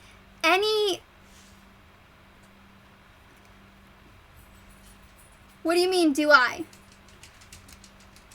Do I want to hear some shit? I'll hear some shit. What do you gotta say?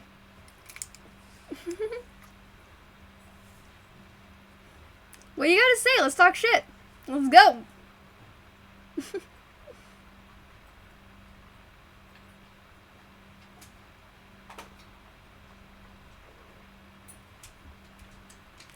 Ooh, no. Oh, fuck. Your friend needs to be bitch slapped. Your friend needs to be bitch slapped and then made to use a wheelchair for a month.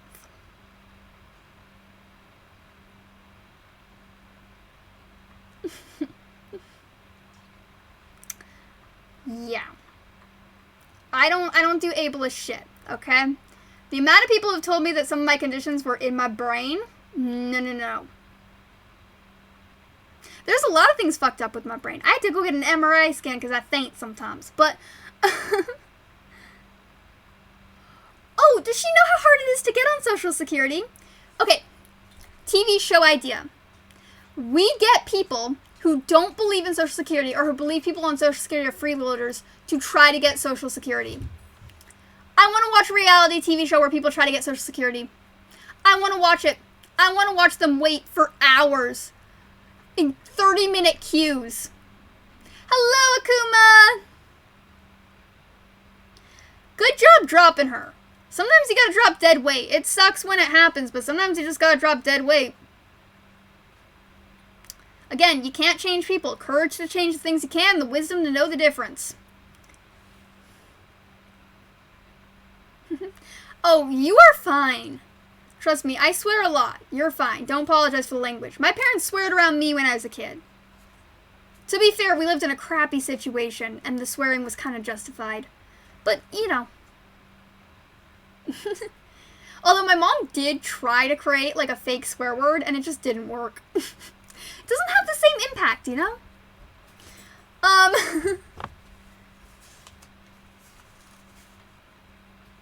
Oh, wow. God damn.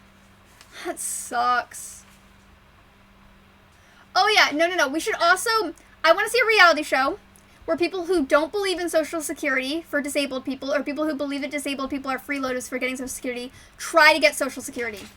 I want to watch them for days wait in 30-minute queues, and then get an appointment, and then get denied, and then have to do it all again. I want to watch them move around all of their schedule to fit an appointment they can't move that came in a letter in the fucking mail. I would pay good money to watch that reality show. That is a reality show I want to create. Because I think it'd be very informative. And I especially want to see Republican senators who don't believe in Social Security try to do it.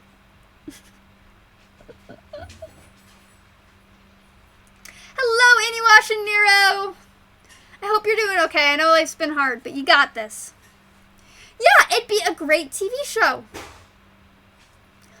I'm not currently on Social Security because it's been very hard for me to get Social Security. And I kind of just gave up because it was too mentally taxing. I have gone through the Department of Rehabilitation and, like, Integrated Community Services, and I have gone through different, like, job aspect training things. So I tried going through the whole Social Security thing, but I look functional, which is kind of, you know, invisible illnesses are still illnesses. And also, like, because of the way the mental health service works with healthcare in the U.S. right now, it's very hard to get anything conclusive. I'm going to close the door real quick.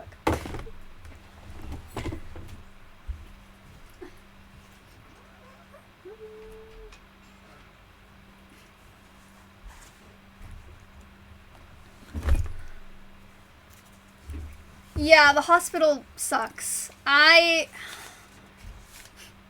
probably should have more doctor's checkups. So the thing is, like, my sister's medical history is more physical. So everyone in my family, our nervous systems are fucked.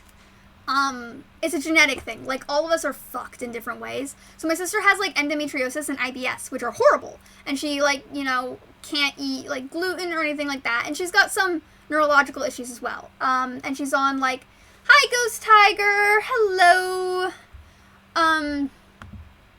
She's on, like, a lot of medication for that. You know, like, everyone in my family, has medical issues. I'm not alone. So my sister has more physical issues. I have more mental issues. I have my fair share of physical issues, too.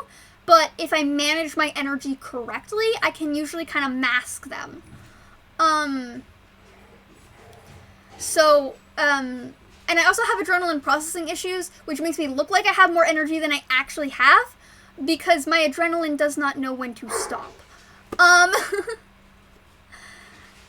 Yeah, so I haven't been in the hospital recently for anything physical, but my sister's been in the hospital for physical things. I've definitely been in the hospital for, like, mental stuff in the past. I have been in the hospital for physical stuff in the past. I have a really high, antibiotic resistance, and I also have autoimmune issues, so that combination just isn't very good. Another reason not to go outside, because I brush up against the plant and suddenly I have a rash. It's just not fun. You know, I get exposed to a weird cleaning chemical or a pollen that hasn't been around for 5 years and suddenly my face is swollen. Like, life is pain. I have sensory processing disorder too, so, like, that's another level of just my brain not processing things. Spoon check. Yes, exactly. Exactly. So yeah, like, my sister has issues, but she's able to drive. She's able to do things. She's able to have an apartment, to live on her own, to, like, make calls, to, like, schedule shit, to, like, do stuff that makes me have a panic attack. Like, this morning I had such an agoraphobic issue because of the yelling. I closed all my doors. I, like, had such an issue going outside. I had to literally, like, I had to get something from outside, like, mail from outside, and I had to spend, like, 10 minutes sitting at my door, pumping myself up just to walk 2 steps outside. Like, my sister doesn't have that. And, like, she doesn't realize how lucky she is, and then she uses me as a verbal punching bag sometimes to, like, vent her frustration. And I get it. And I haven't been the best sister either. We grew up in a very traumatic situation, and I did horrible, horrible things in the power dynamics that we had. And that's not great either. Like, I fucked up majorly too. But, like, because I had to take on the parent role, it kind of seems like my sister had her rebellious teenage phase with me and not my mom. The other thing that's kind of a complicating factor is my mom had postpartum depression when she had me, and she didn't really get treated for it. But when she had my sister, she didn't really have that issue. So my mom and I have a biological disconnect, while my mom and my sister are very, very close, and my sister was kind of my mom's golden child, while I was the problem child. So that's another kind of complicating factor. Also, when my sister's around, it kind of has to be her world. We have to do what she wants to do. We have to go do what that kind of, like, it has to be her world, and she's not very good at reaching out to my world. So with the makeup thing, like, I'm trying to reach out to her world. I'm trying to build bridges. You know, I'm trying to reach out and, like, do all that stuff. And again, I hope that talking about this stuff, you know, kind of, again, normalizes it. I don't like using that word because I don't believe anyone's normal, but, like, makes it a conversation that's something we can talk about naturally, because dysfunction in families happens all the time and we just don't notice it. Like, there's so much undiagnosed shit out there, and there's so much stuff we don't know, but, like, I feel like a lot of people don't talk about the emotional passive destruction that can be caused.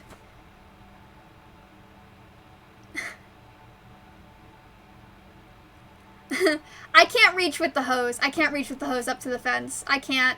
And I can't climb up. So there's a distance between the fence. There's like a big steep hill between the fence. And I can't climb up there because it's private property. So I can't. I could throw the pine cones back up there. Probably. Maybe. But I don't really want to have that issue. Yeah. I mean. So, yeah. That's. This is kind of. I'm happy my sister's able to do these things. I get frustrated. So for me, I have systematic depression. Part of the PTSD is just that, like, with PTSD, anxiety and depression just come naturally. Those are just natural things that kind of come with PTSD.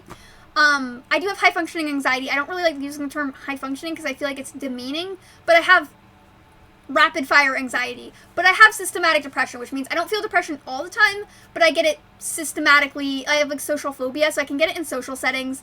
But I can also get it just, like, in other things. And I feel like a lot of times what people don't really understand is that one emotion can come from multiple sources. So my depression comes a lot from frustration and the failure of those around me to change.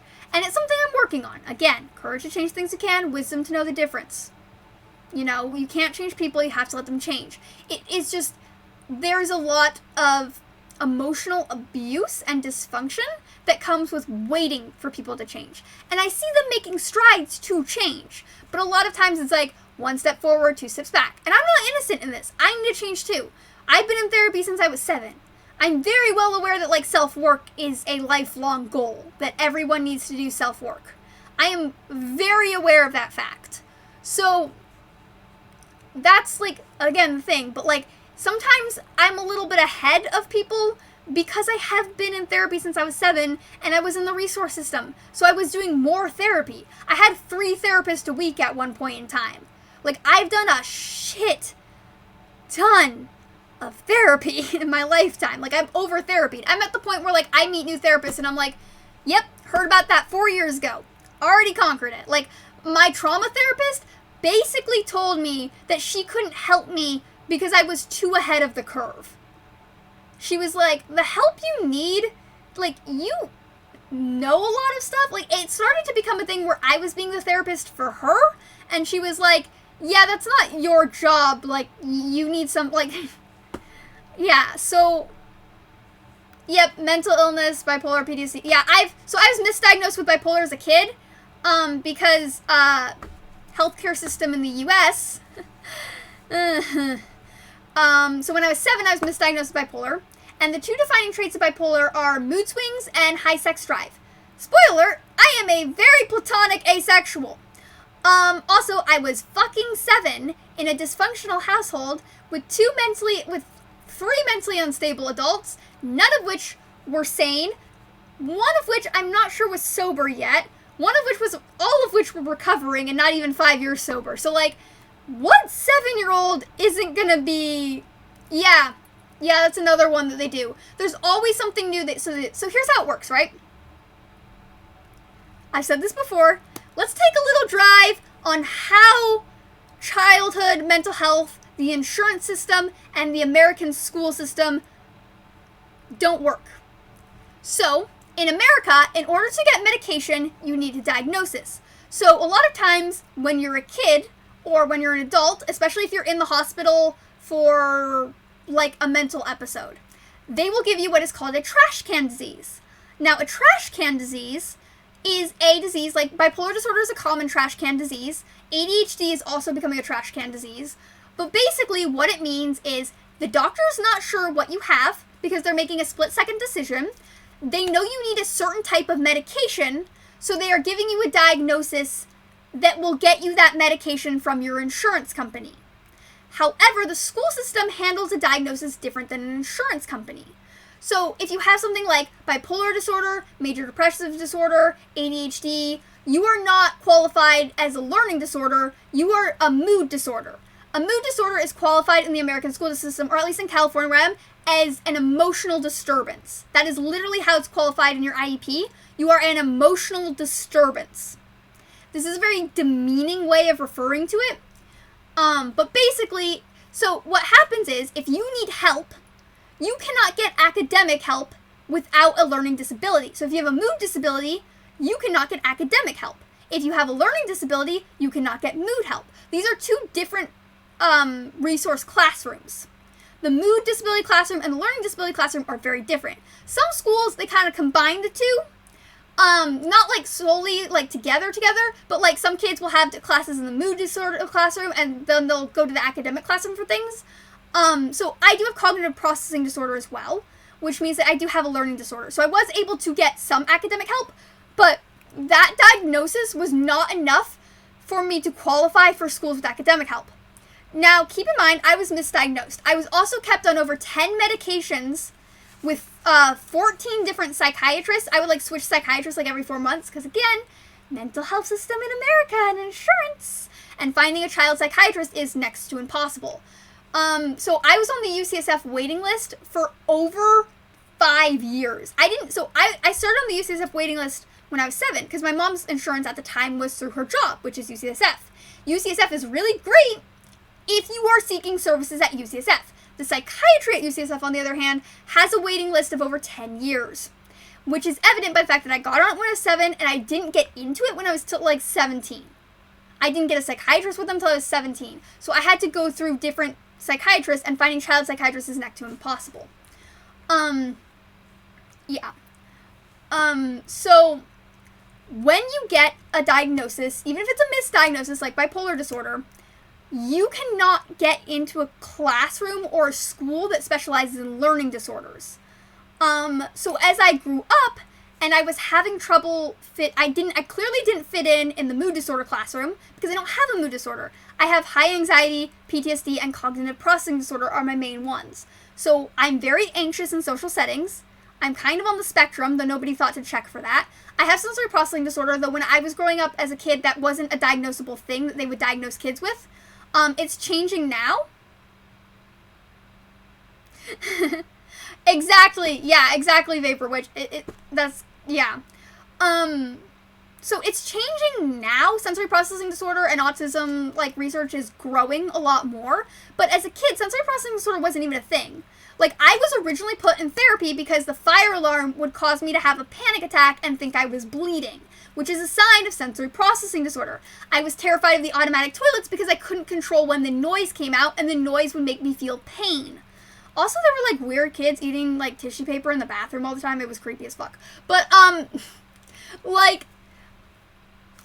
that wasn't really a thing. But, because my dad was diagnosed with a mood disorder, it was decided that I must have a mood disorder as a result, which is stupid, but I had my dad's psychiatrist for a while.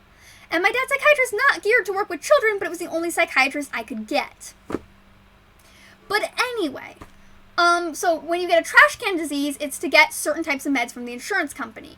But the school district doesn't view it that way. The school district views it a different way. So being misdiagnosed, yeah, it was creepy as frick. Try walking in the bathroom and seeing, like, half your class and they're eating toilet paper. Like, Who's gonna... No. This is one of the creepy freaking things that happened at my school that everybody's like, weird. But yeah, so as I grew up, I really needed learning disability help and anxiety disability help, but because of my misdiagnosis and also because I was on 10 medications which were fucking with my brain, like seriously, getting off those medications was like clouds being lifted. Like, I'm still on medication because I need medication to survive. Like, I would not be able to survive without my medication. Like, you don't want to see me when I'm not on my anxiety meds. Like, it is bad. Like, even on my anxiety meds, it's bad. Off my meds, it's so much worse. Like, I am all for proper medication. As long as the medication works for you, and you have a system that works for you, and you are willing to adapt when that system doesn't work for you. Everything's in moderation, right? But the amount of medication I was on, also during puberty, really fricked me up. Because being on that many antipsychotics and, like, SSRIs and, like, type of stuff like that, while going through puberty and not having it be correct, and having a new psychiatrist every 4 months that's just, like, adding medication constantly, like, they never take away medication. They always just add it. So I was on, like, over 14 meds a day one time. Like, it really fricks with your body and it fricks with your brain when you're on the incorrect medication. And it wasn't until I went off all that medication that, like, I realized, like, because when I got into UCSF psychiatry, an actual qualified fucking psychiatrist, and he actually specialized in bipolar disorder, and he took one look at me, he talked to me for 3 minutes, he's like, you don't have bipolar disorder. He was like, I don't know what you have, but it's not bipolar disorder. He's like, your mood regulation is not off the charts, you don't have a high sex drive, you don't have bipolar disorder, basically is what he said. So he basically took me off all my medication for a month. He weaned me off all my medication. He says, let's see what you really have. He was like, keep in touch. We'll meet every week just so you're not going crazy, which I kind of did go crazy, but, like, not off the wall crazy. But, like, yeah, so he took me off everything just to see what was going on with me, let me kind of live for a bit, and was like, yep, you have PTSD, high anxiety, and you're probably a little depressed. But that's okay because your situation sucks. I liked him. He was a realist. He kind of disappeared out of nowhere. I don't know what the fuck happened to him. But, like, yeah, like, sometimes it's good to go for a reevaluation. Like, recently, I went for another reevaluation, and the psychiatrist was like, yeah, you probably have PTSD, and you're probably also on the autism spectrum. And yeah, you definitely have sensory processing disorder. And yes, you are very agoraphobic. Yeah, so, essentially, like, I also have a lot of trauma where I was emotionally abused and kind of physically abused at schools. I had to go to a lot of different schools because, again, I couldn't go to a school that was actually useful for me because I didn't qualify. I was literally told by the schools that, oh, we don't take those kinds of disorders. We don't take those kinds of disorders. We don't think you'd be a good fit because we don't take those kinds of disorders. They never met me. They just looked at my paperwork. So, like, yeah. So I was in schools where I was the only kid who had never been in juvie. There were cops called every day. The teachers didn't know what to do. They were all in their 70s and couldn't handle us. Alright, have a great night, Mark Rides. Eat cake. The more you weigh, the harder you are to kidnap. Yeah. So, essentially, the insurance system and the school system do not work in tandem. And that is the reason there is a lot of issues, I feel like, in growing up with mental health. And I am very outspoken about this because it is something I feel like more people need to be aware of, especially people who have kids with disorders. Because when you're again, I've observed this, I've observed parents who have kids with disorders and don't know what to do, and that's very understandable. It's very jarring and it's very hard, especially if you have other things going on mentally yourself. And so I'm kind of trying to educate a little bit about how the diagnosis system works and the insurance system works and the school system works and how to kind of deal with that. Also, read all your IEPs, go to all the meetings. The IEPs are going to be misspelled, research 504 plans, research IEPs, research diagnoses for different things. Sometimes, even if your kid even if you don't have a disability, like if you need a certain service, there are psychiatrists who are willing to be bought out to give you that diagnosis. It's a little scummy. I don't like doing that, but at the same time, like, if you have a kid that was misdiagnosed, but they need to go to a learning disability classroom because they clearly have a learning disability, but it's not a clearly defined learning disability because the brain is a complicated mesh of jello, sometimes it is useful to get that. Just gonna say. Let's get back to reading, shall we? That was a very long side tangent that, very long side tangent.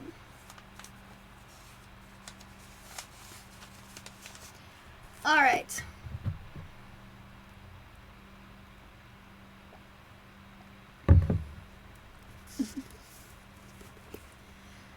Elizabeth passed the chief of the night in her sister's room, and in the morning had the pleasure of being able to send a tolerable answer to the inquiries which she very eagerly received from Mr. Bingley by a housemaid, and some time afterwards from the 2 elegant ladies who waited on his sisters.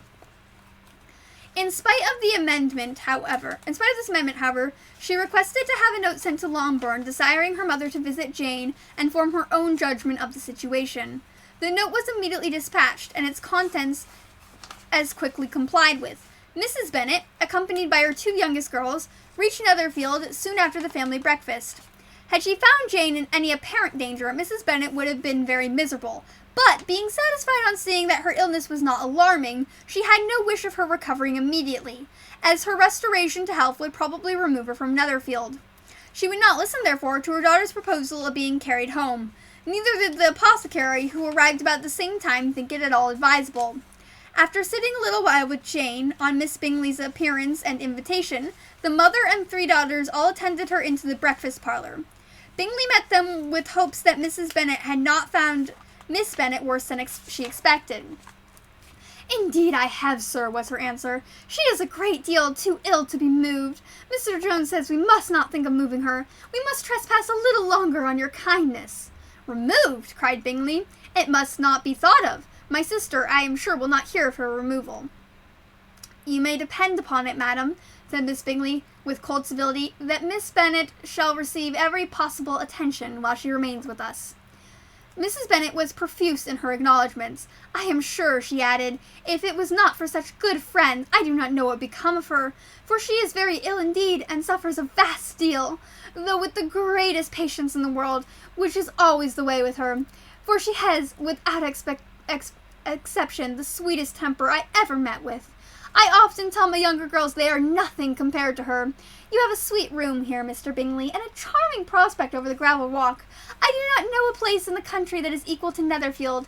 You will not think of quitting it in a hurry, I hope, though you have but a short lease." Okay. Kindness, yes. Here's the deal. They do say, like, if Mrs. Bennet thought her daughter was in danger of dying, she probably would have been more worried. But seeing that Jane just had a cold, she wants Jane to stay there. Also, the statement that Jane has a sweet temper and the daughters are nothing to her. I want to draw a comparison between Miss Bingley and Mrs. Bennet, because Miss Bingley does something similar, right? She undermines Lizzie to try to make herself look better. Mrs. Bennet here is trying to undermine her other daughters to make Jane look better. And there's very distinct similarities. Mrs. Bennet is also being very overdramatic. Okay? She's goes from being worried for Jane, praising Jane in a very undermining way to the rest of her family, which is kind of rude, and the others kind of pick up on her being rude, and then Mrs. Bennet immediately goes to, "Oh, your house is very nice. This is very cool. This is very pretty. This is a nice house." Basically, looking at the money. And as I stated before in my last stream, when Mrs. Bennet is remarking on Bingley's sisters, and the only thing she remarks on is their appearance, you can see that Mrs. Bennet is fascinated by money and wealth. And to an extent, that makes sense. She wants her daughters to be with wealth. But that being one of her sole focuses, especially with Jane, is not very societally savvy, I guess you could say. She's kind of being rude, and again, there's that, like, deniability and just obliviousness to others around her. It's a sense of entitlement. She's just obliviousness to how she should act. And you can see that Miss Bingley is doing the proper societal thing, but she's not really enjoying it. I hope you will not think of quitting in a hurry. I hope that you have a short lease. Whatever I do is in a hurry, replied he, and therefore, if I should resolve to quit Netherfield, I should probably be off in 5 minutes. At present, however, I myself am quite fixed here. That is exactly what I would have supposed of you, said Elizabeth. You begin to comprehend me, do you? Cried he, turning towards her. Oh, yes, I understand you perfectly. I wish I might take this as a compliment, but to be so easily seen through, I'm afraid is pitiful. That is, as it happens, it does not necessarily follow that a deep, intricate character is more or less as estimable than such one as yours. Lizzie, cried her mother, remember where you are, and do not run in the wild manner you are suffered to do at home. I did not know before, continued Bingley immediately, that you were a studier of character. It must be an amusing study. Yes, but intricate characters are the most amusing. They have at least that advantage. So, Bingley and Lizzie have a rapport. They're just kind of playing off of each other. They have a rapport, and Lizzie's probably also trying to distract from the fact that her mother is insane. So, Bingley's basically saying, if I feel like I'm going to quit Netherfield, I'm going to quit Netherfield. He's like, I decide things out of women are present. I don't really have a set course right now. He just kind of goes where the wind takes him, basically. He doesn't really have a set path or destination. He's still trying to figure out what he wants as status in life. How he wants to be that. So he's at Netherfield for now. He has a short lease. He's enjoying his time here for now. But if he feels like he isn't enjoying his time here, or he would be better suited being somewhere else, he's probably going to go there. That's basically what he's saying.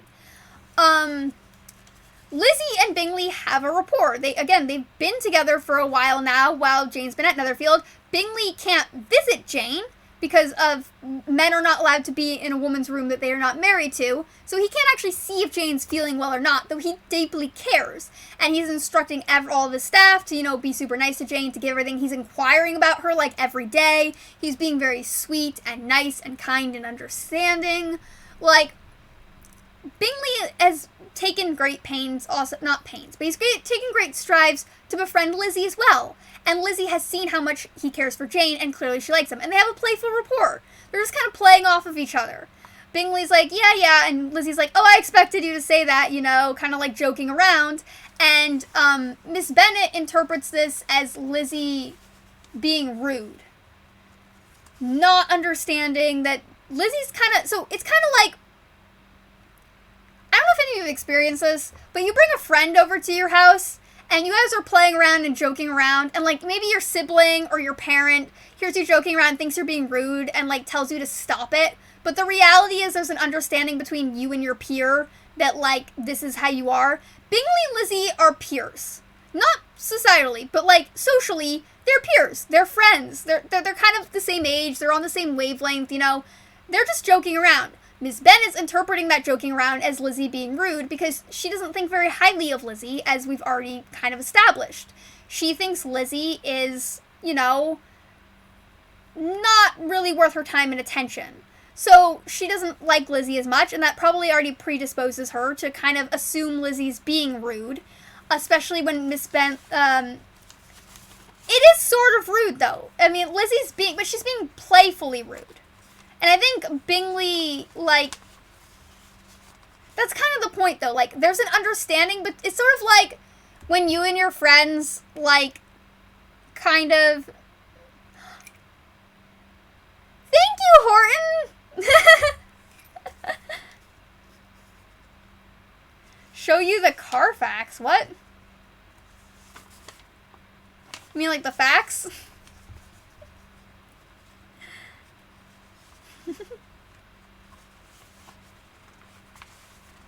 Yeah. So, it's sort of like when you're playing around with your friends and you have this understanding. So, Lizzie's basically saying, oh yeah, I knew you were going to say that, Bingley. She's probably just, desperate to change the conversation away from her crazy mother, who's really being socially inept right now and not making herself look good in this company. And Lizzie, already having a rapport with Bingley, Darcy, and you have to understand, remember, Lizzie put down her book because Mrs. Bingley, Darcy, and Mr. Bingley were having their own kind of bantery drama. So Lizzie's probably already picked up on their wavelength. It's kind of like when you hang out with people and you pick up on their wavelength, and you're like, oh yeah, bantery drama.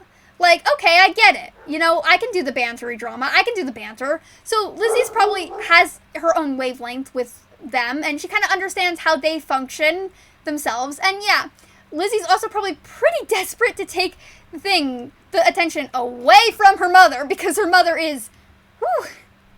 So Lizzie's just like, oh yeah, I knew you were going to say that. And Bingley's like, oh, so you're a studier of character. Like, they're bantering, basically.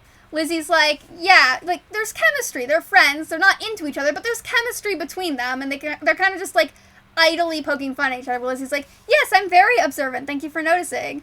And, she's like, I like studying people. I like getting to know people and getting to see their character. And Bingley's like, I don't know if that's good or bad, you being able to see through me so well. And it's not really flirting, but it is, like, it could be seen as flirting, I guess, too. But, you know, Lizzie and Bingley have a rapport that Miss Bennet hasn't witnessed. Mrs. Bennet hasn't witnessed their rapport.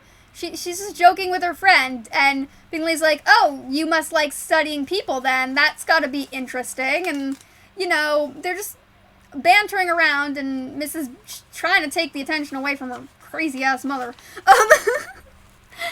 I mean, I've had my mom, like, I've been talking to my friends, and I've had my mom in front of my friends tell me I'm a bad friend to my face for stuff like this. So, you know, it happens.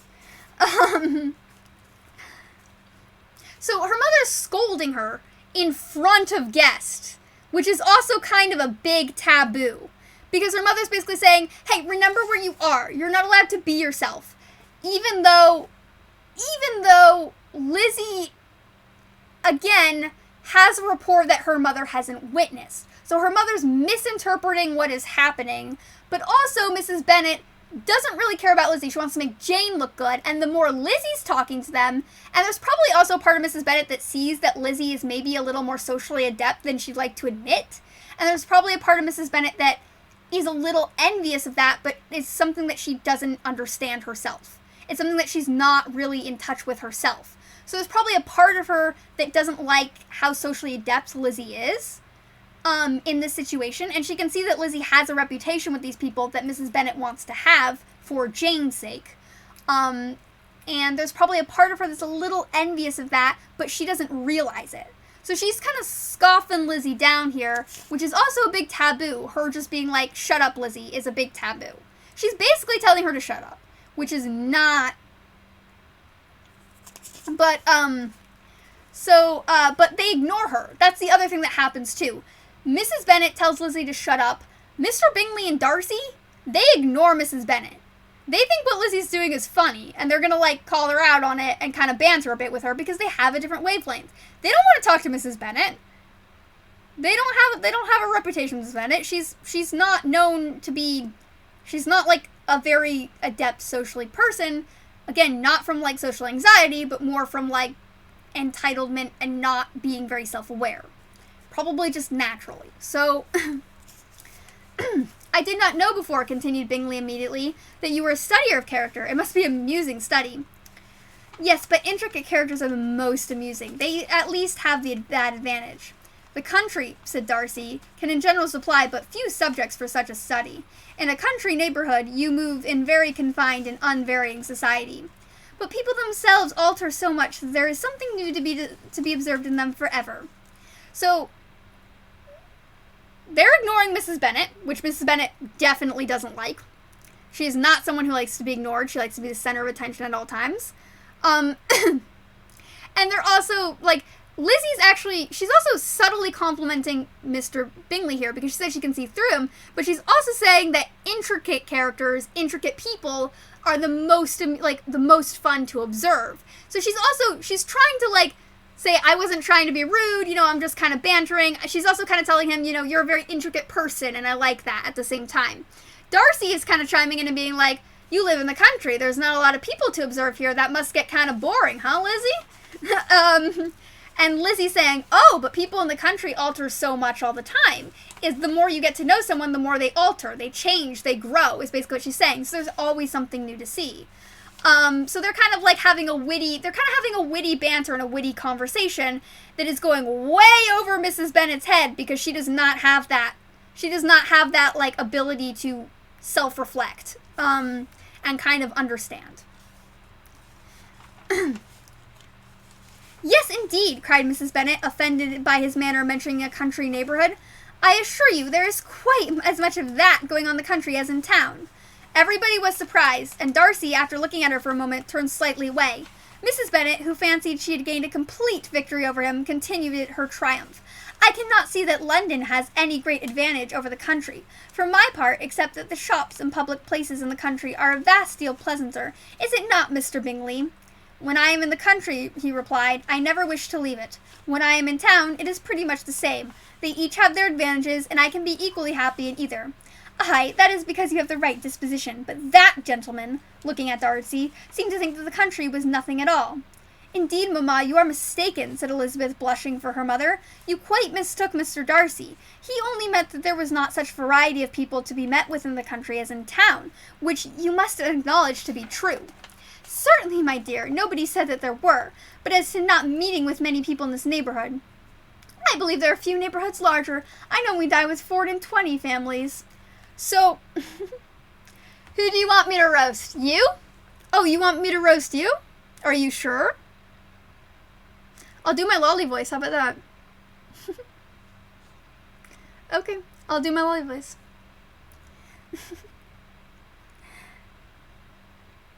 Well, Jimmy, your name is Uncle Jimmy's Basement, which is a very low bar joke on pedophilia. It makes me wonder.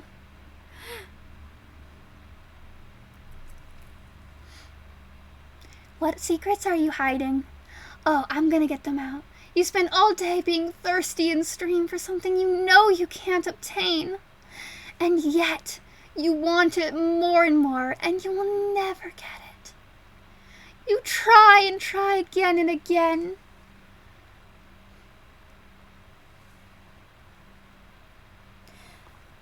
What's with the name? You hiding an inclination you're not proud of? Pity.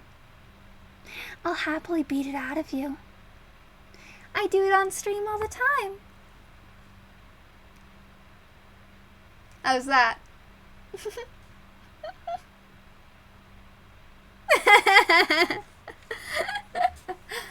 Okay, I do need to break down this here. So, as I said, this conversation is way over Mrs. Bennet's head. Like, ridiculously. So, over Mrs. Bennet's head. And Mrs. Bennet gets mad at Darcy. She thinks Darcy's slighting the country. And she thinks Darcy is saying that the country sucks, which he is not.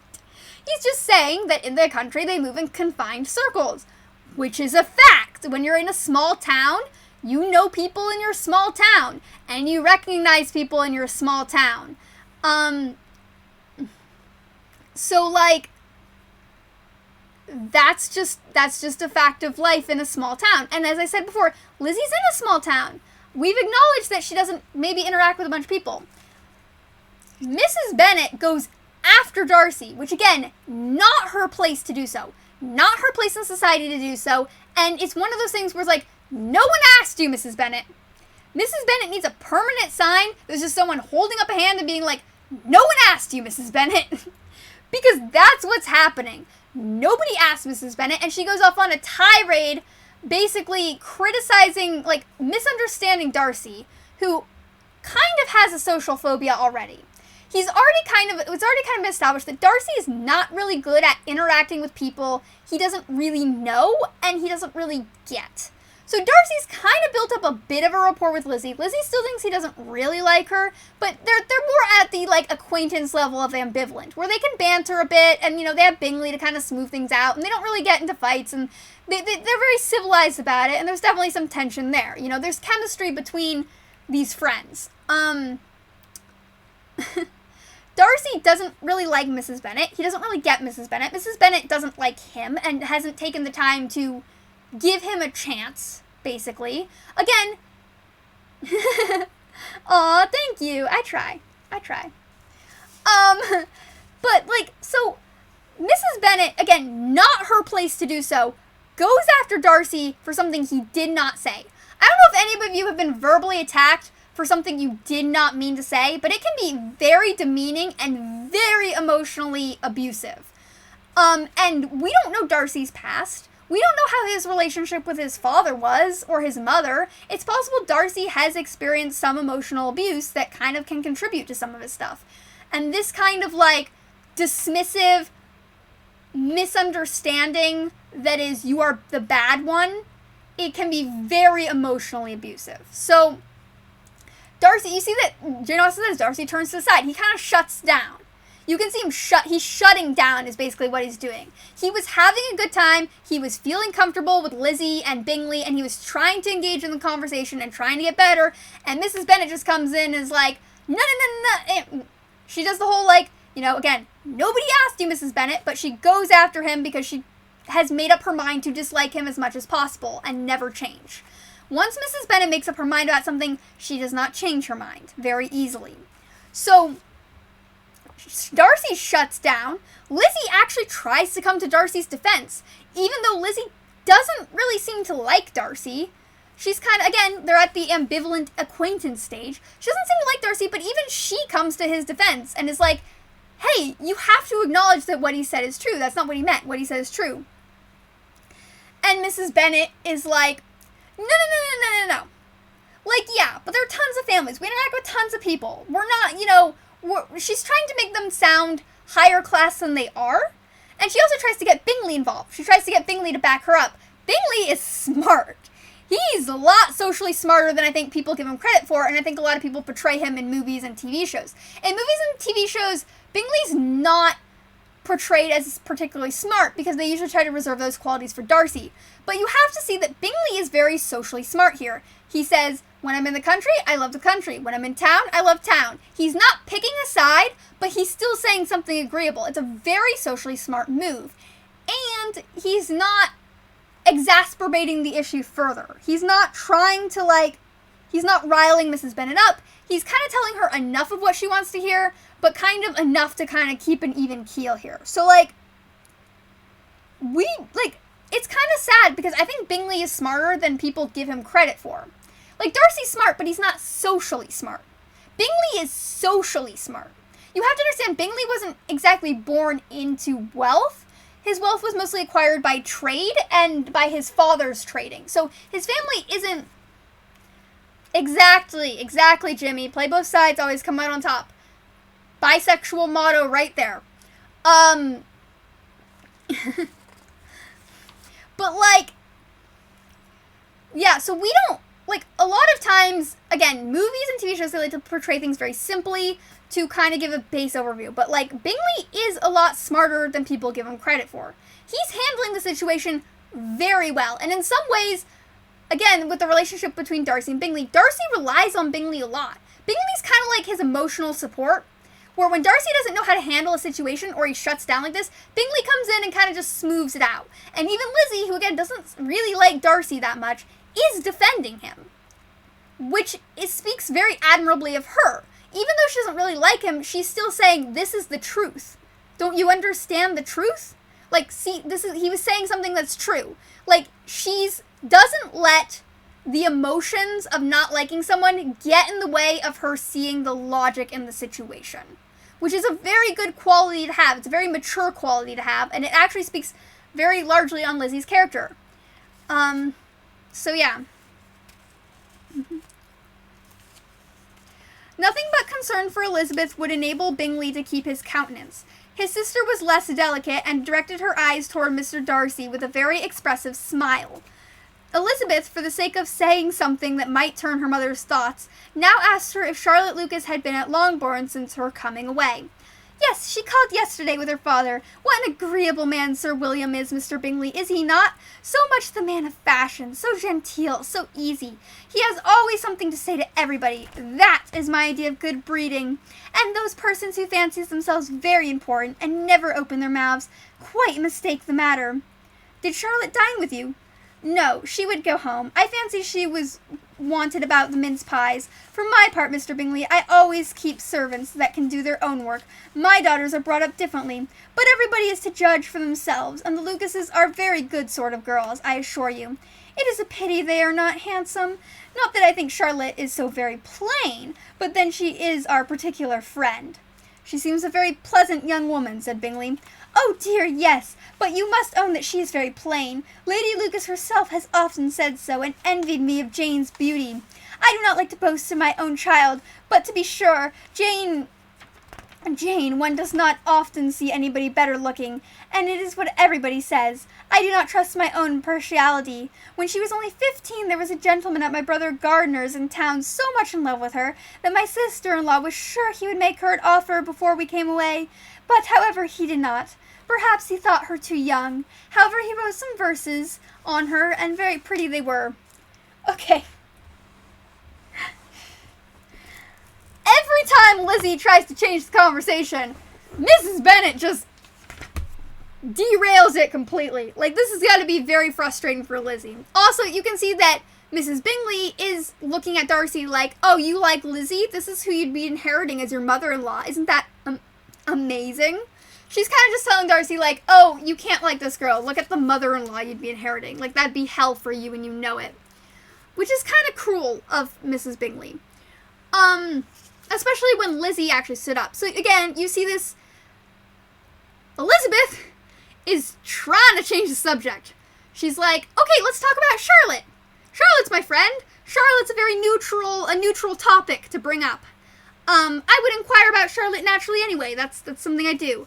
And you can see that Mrs. Bennet, again, is trying to make her money a big matter. She's saying, I keep servants that can do work. She's basically putting others down to make herself look better. A lot like Mrs. Bingley. There's very similar parallels to here. You could kind of see how Miss Bingley will turn into Mrs. Bennet. There's differences. Mrs. Bennet's more oblivious than Miss Bingley, but you can kind of see how the trajectory is going to go here. So, like, Miss Bingley there's a strong possibility that she would turn into someone similar to Mrs. Bennet.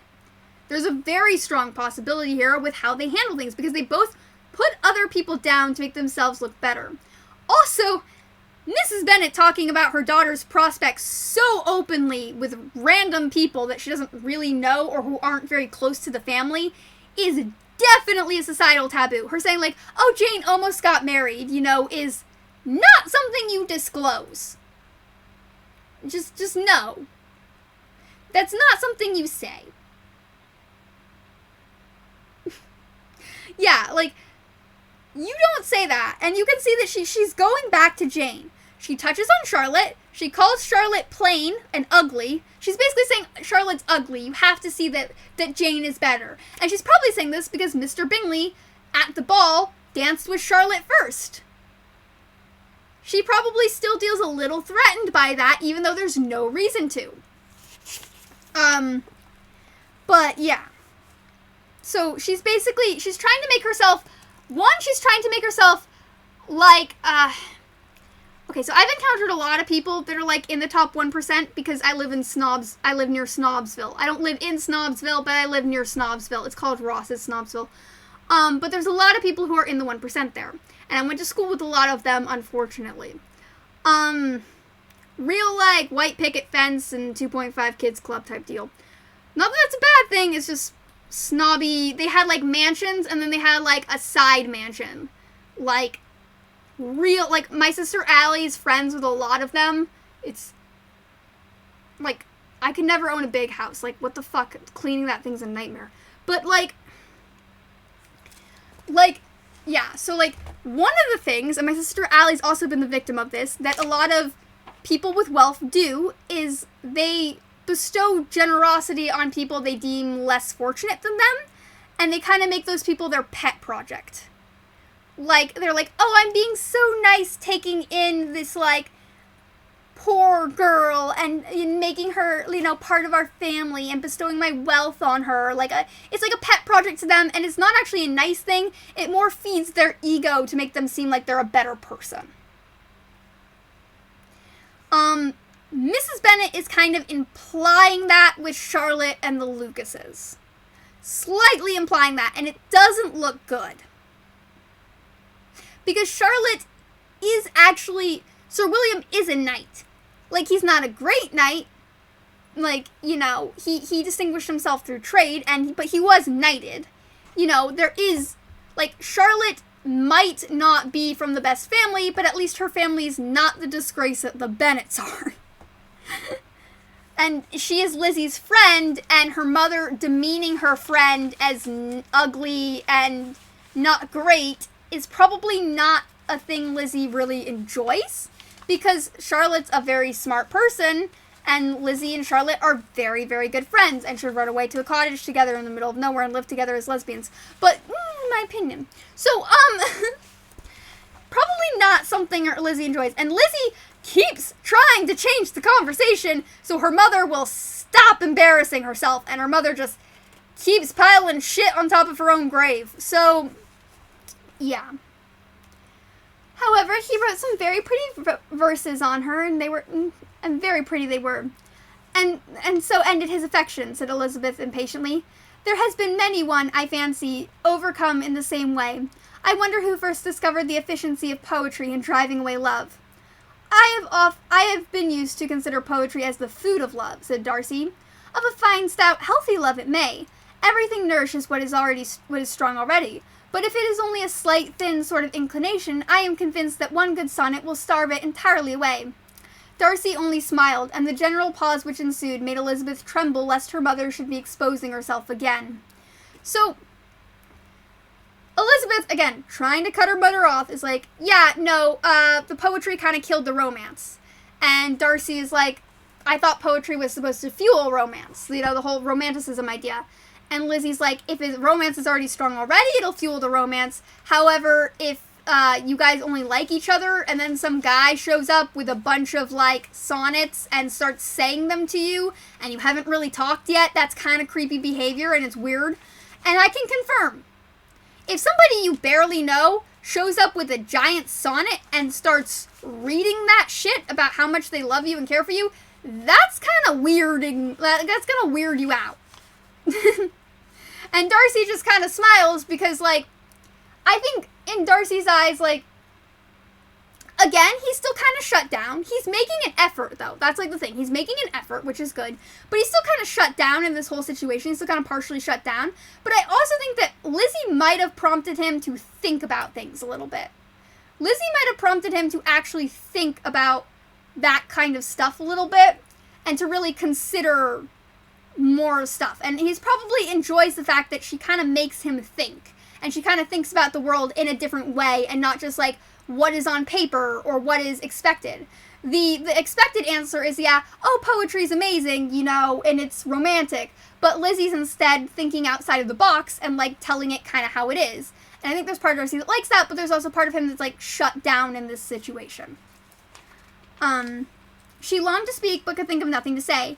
After a short silence, Mrs. Bennet began repeating her thanks to Mr. Bingley for his kindness to Jane, with an apology for troubling him also with Lizzie.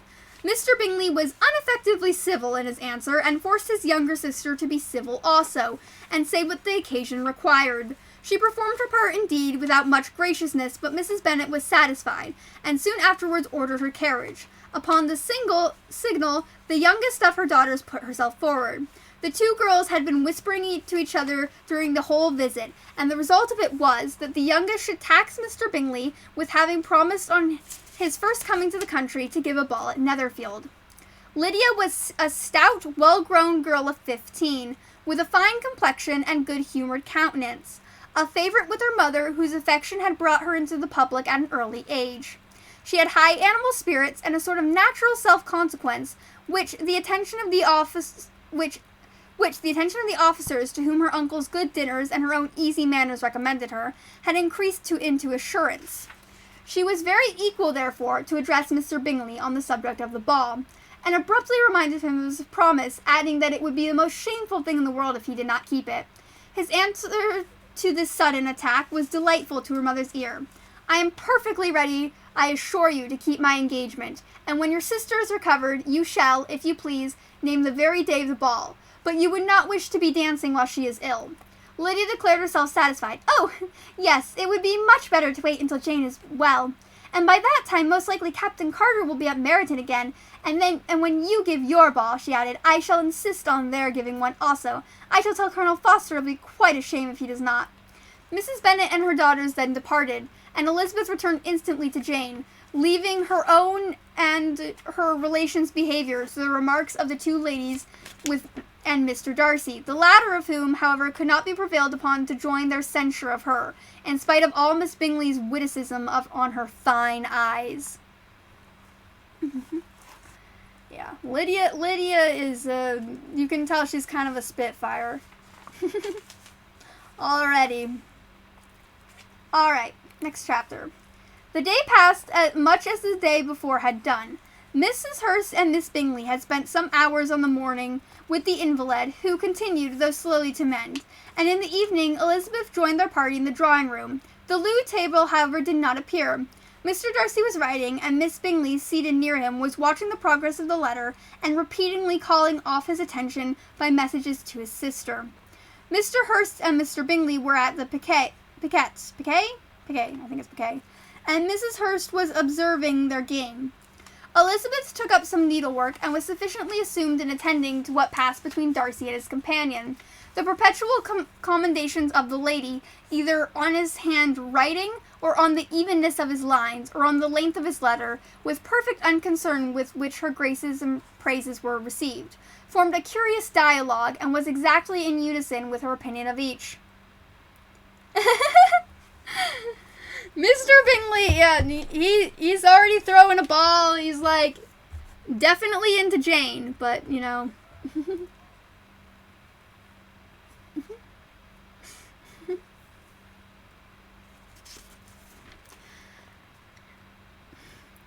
How delighted Miss Darcy will be to receive such a letter. He made no answer. You write uncommonly fast. You are mistaken. I write rather slowly. How many letters you must have occasion to write in the course of a year. Letters of business, too. How odious I should think them. It is fortunate, then, that they fall to my lot instead of yours. Pray tell your sister that I long to see her. I have already told her once, by your desire. I am afraid you do not like your pen. Let me mend it for you. I mend pens remarkably well. Thank you, but I always mend my own. How can you contrive to write so even? He was silent. Tell your sister I am delighted to hear of her improvement on the harp, and pray let her know that I am quite in raptures with her beautiful little design for a table, and I think it infinitely superior to Miss Grantley's. Will you give me leave to defer your raptures till I write again? At present I have not room to do them justice. Oh, but it is of no consequence. I shall see her in January. But do you always write such charming long letters from Miss Darcy? They are generally long, but whether they are charming it is not for me to determine. Mr. Darcy's writing to his sister, right? Imagine you're writing a letter to a loved relative, and there's somebody on your arm constantly talking. Like, imagine you're writing an email to a relative you haven't seen in a while and you really like and you want to make sure is okay. Like a little sister, a little brother, cousin, whatever, and you want to make sure they're okay. And there's just someone on your arm being like, you write so fast, you write so good, oh my god, let me mend your pen, let me do all this. And Mr. Darcy's just like, shut the fuck up. He's like, how do I tell you to stop talking? I like the comment, though, that they're generally long. Whether they are charming is not for me to determine. He's just like, I write long letters. I don't know if she enjoys them. That's not for me to say. And he's like, I am not going to write your raptures on my sister's tablecloth design. No. Yeah. Mrs. Bingley is trying very hard to get any kind of emotional rise out of Mr. Darcy, and Mr. Darcy is annoyed as fuck at her. It is a rule with me that a person who can write a long letter with ease cannot write ill. That will not do for a compliment to Darcy, Caroline, cried her brother, because he does not write with ease. He studies too much for words of 4 syllables, do you not, Darcy? My style of writing is very different from yours. Oh, cried Miss Bingley, Charles writes in the most careless way imaginable. He leaves out half his words and blots the rest. My ideas flow so rapidly that I have not time to express them, by which means my letters sometimes convey no ideas at all to my correspondents. Your humility, Mr. Bingley, said Elizabeth, must disarm reproof.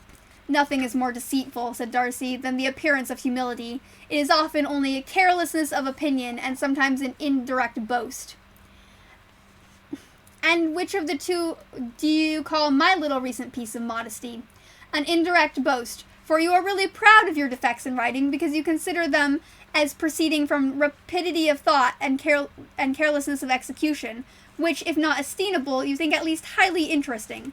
The power of doing anything with quickness is always much prized by the possessor, and often without any attention to the imperfection of the performance.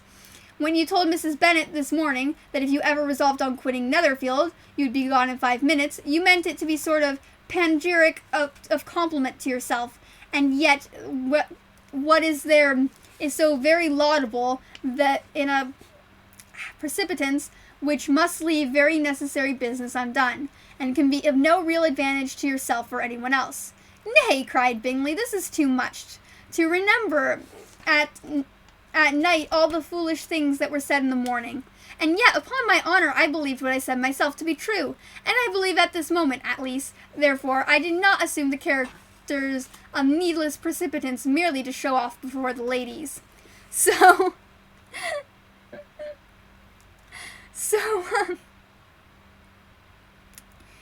here's what's happening. They're bantering. Again, they're bantering. So basically, Caroline was like, "Oh, Darcy, you write so long and so well, therefore everything you say must be..." She's trying again to, like, flatter him and make him above reproach so he'll like her. But Bingley calls Darcy out and says, "Darcy does not write with ease. Darcy tries to make himself look more important through his words. He tries to find bigger and, like, better words over and over again to make himself seem more important than he is and make the letter seem better than it is." And then Caroline's like, "But you write so carelessly." And Bingley's like, "Yeah, I just have very rapid thoughts." And Darcy then calls Bingley out and is like, "Okay, you want to read me, bitch? I'll read you back." And Darcy's basically saying, you feign humility to make yourself look modest and to make yourself not look like you actually don't care. He's like, you think that you being fast and having a rapidity of thought is an admirable trait, and so you feign humility so other people will think it's an admirable trait. And then he's saying, like, you think your rapidity and your ability to, like, think very fast and to do things very quickly is a good quality, but it's not a very logical one, and it's not very realistic. And he kind of calls Bingley out, and then Bingley is like, "Oh, it's too much to remember what I said this morning. It's too much to remember the other things, Darcy. Like, you know, like, go with..." He's kind of telling Darcy to, like, chill out, man. Like, go with the flow sometimes, you know? But he's also saying, like, when I say things out loud, I believe them. He's saying, like, I say what I believe is true. He's basically sticking to his guns. He's like, what I say is true. And Bingley also accuses Darcy of trying to show off his intelligence before the ladies present. "I dare say you believed it, but I am no means convinced that you would be gone with such clarity. Your conduct would be quite as dependent on chance as that of any man I know, and if you were mounting your horse, a friend were to say, 'Bingley, you had better stay till next week,' you would probably do it. You would probably not go, and at another word, you might stay a month." "You have only proved by this," cried Elizabeth, "that Mr. Bingley did not do justice to his own disposition. You have shown him off now much more than he did himself." "I am extremely gratified," said Bingley, "by your converting what my friend said into a compliment on the sweetness of my temper, but I am afraid you are giving it a turn which that gentleman did by no means intend, for he would certainly think better of me if, under such circumstances, I were to give a flat denial, and ride off as fast as I could. Would Mr. Darcy then consider the rashness of your original intention as atoned for by your obstinity in adhering to it? Upon my word, I cannot exactly explain the matter. Darcy must speak for himself. You expect me to account for opinions which you choose to call mine, but which I have never acknowledged. Allowing the case, however, to stand according to your representation, you must remember, Miss Bennet, that the friend who is supposed to desire his return to the house and the delay of his plan has merely desired it, asked it, without offering one argument in favor of its prosperity." So, Darcy and Bingley, so Darcy is basically saying Bingley is a man of chance. So, like, Bingley can be convinced very easily to do things, is what Darcy is saying. Darcy is saying if Bingley is convinced to stay, he's convinced to stay. If he's convinced to leave, he'll leave. Darcy is saying that, like, Bingley doesn't make choices himself. And Elizabeth tries to, like, stand up for him and be like, you're only proving that he's compassionate. And Bingley's like, no, Darcy's not talking about that. Like, Bingley corrects her very easily because he and Darcy have a very deep friendship, and they're used to good friends will try to make each other better people. It'll be nudgy, but they will try to make each other better people, and if you have a friend you can speak truth with candidly, that's usually a good sign. And I think Bingley and Darcy keep each other in check. You can see the witty banter between them. They're keeping each other in check, and Lizzie's can join them in that. That's something that Mrs. Bingley Caroline hasn't been able to do. Every time she's tried to engage them, she hasn't been able to meet them on their level of this witty banter. Elizabeth, on the other hand, has been able to meet them on this level of witty banter and has engaged in the witty banter herself in a way that Caroline has not been able to. Caroline has not been able to crack that code. And that's probably why Mr. Bingley and Darcy like Lizzie as a person, is because she's able to meet them on their wavelength of this witty banter. That's probably why they like hanging with her. You can kind of see them kind of develop this rapport of, like, friendship and witty banter. To yield readily, easily to the persuasion of a friend is no merit with you. To yield without conviction is of no compliment to the understanding of either. You appear to me, Mr. Darcy, to allow nothing for the influence of friendship and affection. A regard for the requester would often make one readily yield to a request, without waiting for arguments to reason to it. I am not particularly speaking of such a case as you have supposed about Mr. Bingley. We may as well wait, perhaps, till the circumstance occurs before we discuss the discretion of his behaviour thereupon. But in general and ordinary cases between friend and friend, where one of them is desired by the other to change a resolution of no very great moment, should you think ill of that person for complying with the desire without waiting to be argued into it? It is not to be advisable, before we proceed on the subject, to arrange with rather more precision the degree of the importance which is to appertain to this request, as well as the degree of intimacy subsisting between parties. So basically, Lizzie's saying, well, if Bingley's friend asked him to stay, Bingley is being a good friend by staying. She's basically saying, Darcy, you saying that Bingley should just say no and go, it lacks compassion. It lacks, the emotional aspect of what is happening. And she's also said this, we have not experienced. She's also pointing out very logically, actually, in this argument, that the circumstances Darcy is predisposing for this fictional situation that Bingley is in have not happened. And therefore, Lizzie may not give, like, as sound of a judgment because she doesn't know the degree that this fictional Darcy has created a fictional circumstance, basically. And Lizzie's like, this circumstance hasn't happened, and I would have to observe it happen to have a better understanding of how Mr. Bingley would react to it. But compassion and friendship is a thing that is an admirable quality, and you saying it's not is kind of iffy. She's just saying, like, this is a situation that hasn't happened, so we don't know exactly how it will react, but, if a friend asks you to stay and needs your help with something, you should be a good friend and stay.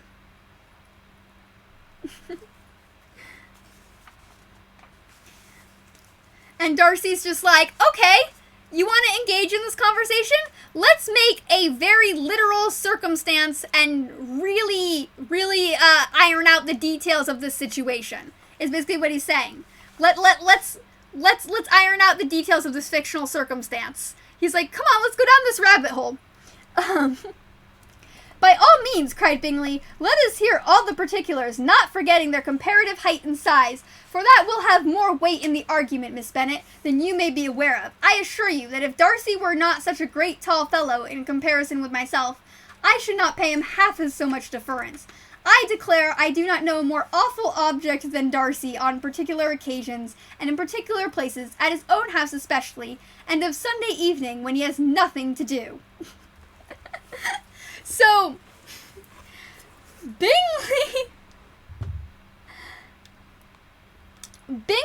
is, saying, oh, yes, let's definitely go down this rabbit hole, Darcy. If you want to go down the rabbit hole of how I act in certain social situations, I'm gonna call you out on how you act in certain situations, and I don't think that is a road you want to go down on. Bingley's basically calling out Darcy, like, yes, let's talk about social situations, Darcy, the thing I carry you through. He's like, yeah. Yeah, but, like, they're kind of calling each other out, but, like, in a way that shows that they both know each other, and they both have, yeah, they're both roasting each other, basically. They're both like, bantering and having a good time. And you'll notice in this whole conversation, Mrs. Bingley, Caroline, not involved at all. She's still there. She's still in the room, but she can't engage them on this level. Elizabeth is right in the fray of it.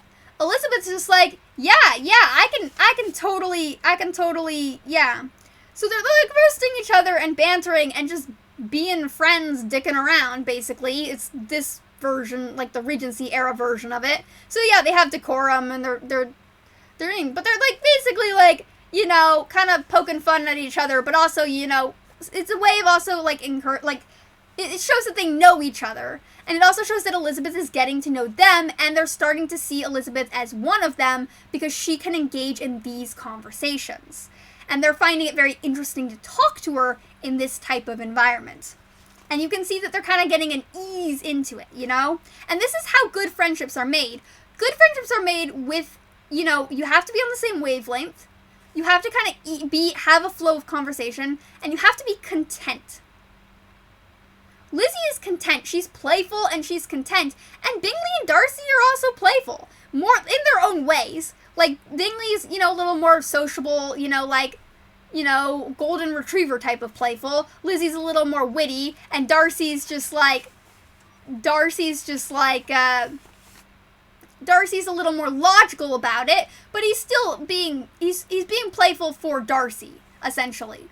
But he is logical about it, where he's like, okay, let's analyze the situation, whereas, I think Elizabeth and Bingley are like, okay, let's bring it back to the playfulness side of things. Mr. Darcy smiled, but Elizabeth thought she could perceive that he was rather offended, and therefore checked her laugh. So, Elizabeth's also noticing that maybe Bingley cut a little too deep with his comment.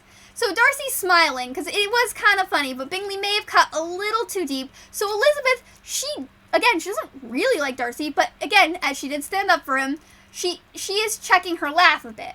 She knows that Darcy is maybe a little bit peeved, so she's gonna smile, but she's gonna adjust her thing, because she doesn't, you know, she's still learning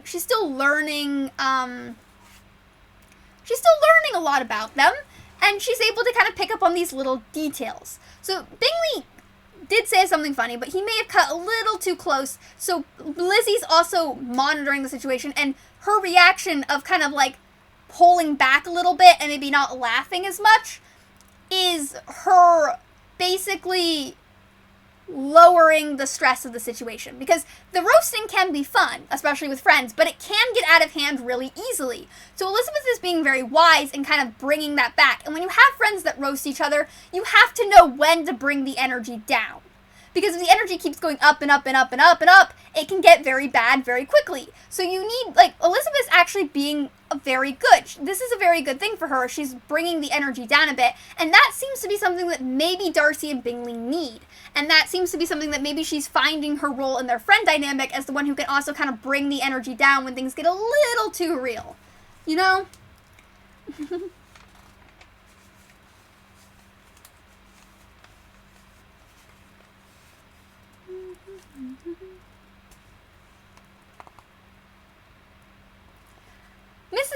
Miss Bingley warmly resented the indignity he had received, and in expostulation with her brother for taking such nonsense. "I see your design, Bingley," said his friend. "You dislike an argument, and you want to silence this.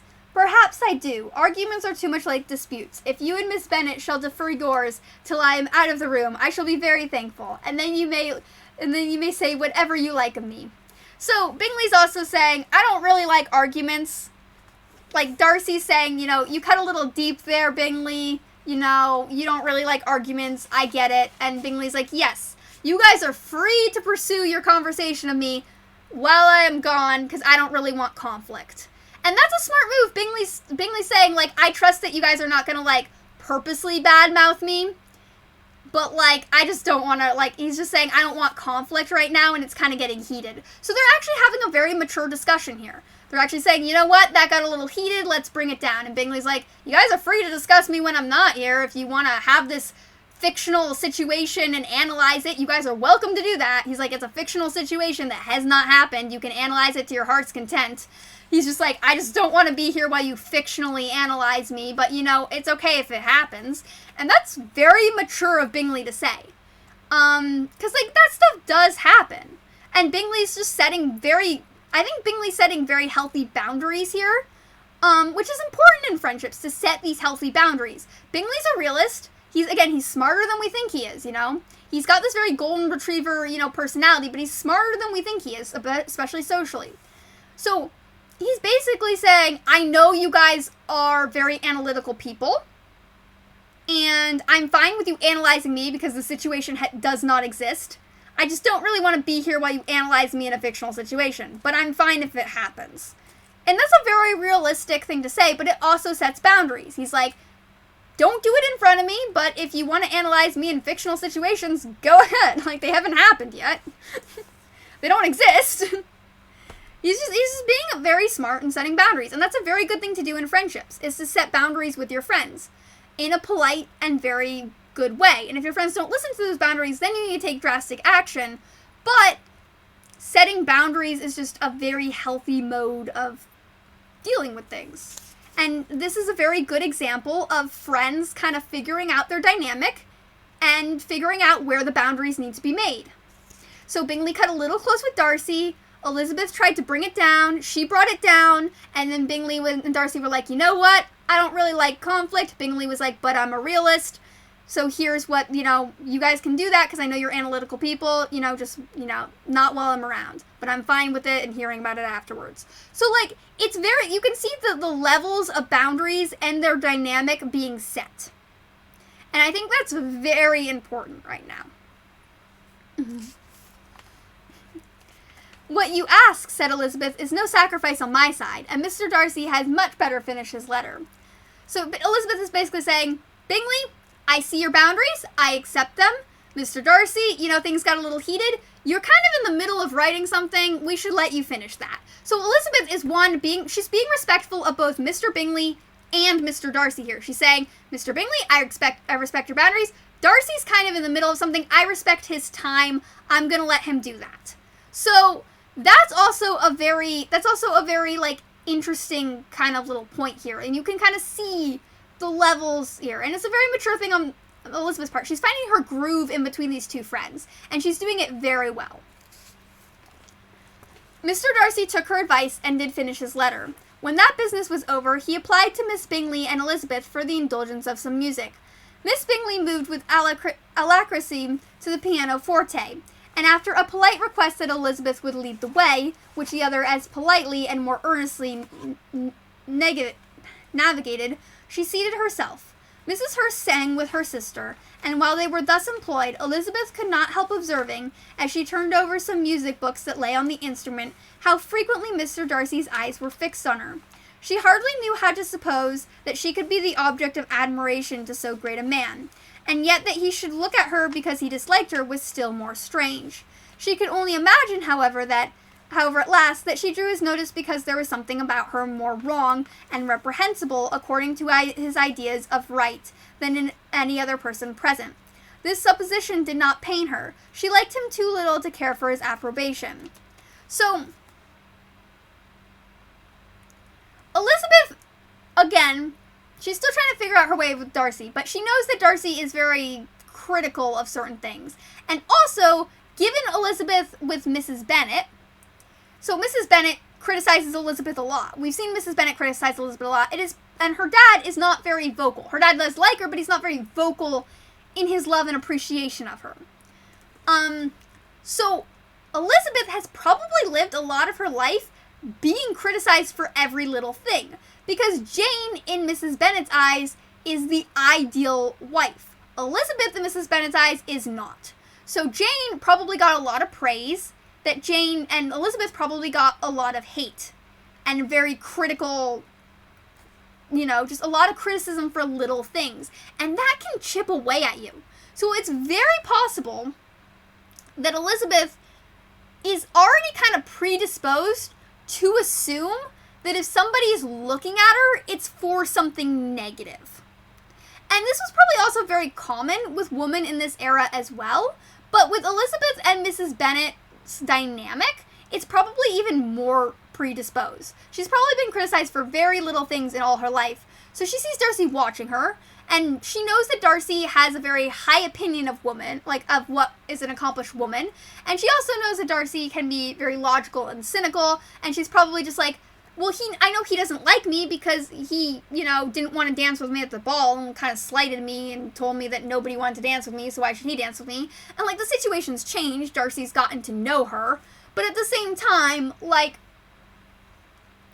and Elizabeth's gotten to know Darcy a little bit better, too. But I think Elizabeth getting to know Darcy a little bit better might actually be a hindrance here.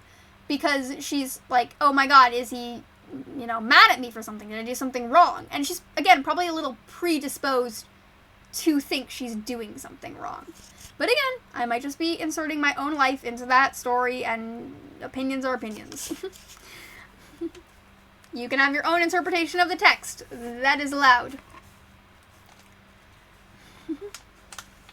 But she also states that she doesn't really care if Darcy likes her or not, because, one, she's not into him, and two,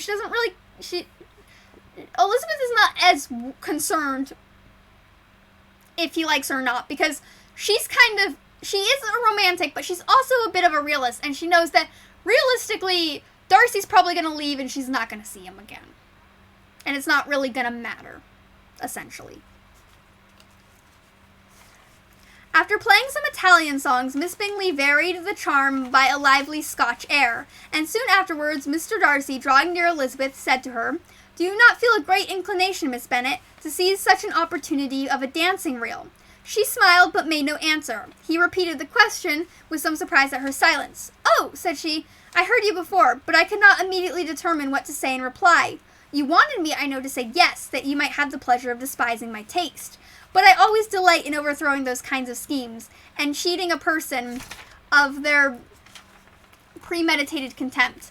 I have, therefore, made up my mind to tell you that I do not want to dance a reel at all, and now despise me if you dare." Indeed, I do not dare." Elizabeth, having rather expected to affront him, was amazed at his gallantry, but there was a mixture of sweetness and archness in her manner which made it very difficult for her to affront anybody. And Darcy had never been so bewitched by any woman as he was by her. He really believed that were it not for the inferiority of her connections, he should be in some danger. So, Darcy, remember, at Sir William Lucas's party, when Darcy decided that he would dance with Elizabeth and Elizabeth said no, we are kind of going back to the original ball, when Darcy said, "I don't want to stand up with her, she's slighted by other men," when Elizabeth was doing something nice and sitting down and trying to let other women have a turn to dance with a partner. So, Elizabeth is still kind of holding on to that grudge a little bit, and also because she thinks Darcy doesn't like her, she's not sure. And Darcy is socially awkward. So, he is also kind of going about this in maybe not the best way. This is not a party. This is not a get-together of a bunch of people. It's not a ball. It's not a dance. It's just a couple friends hanging out while some people are playing piano. It's not really the time and place for, dancing to happen.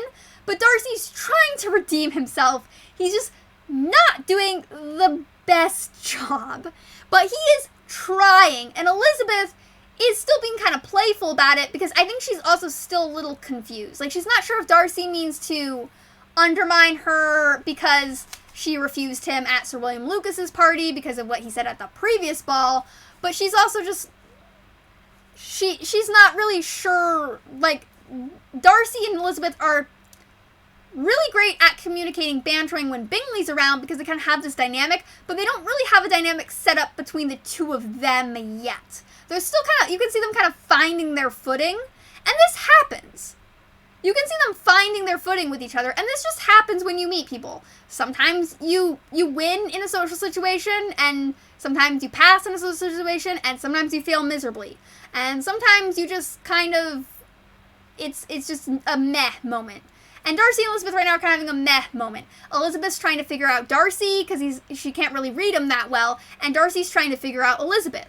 And again, he really likes her, but he knows that, like, he could never marry her because of the inferiority of her connections. So she doesn't come from the best family, and the family that she does have is not very adept in society.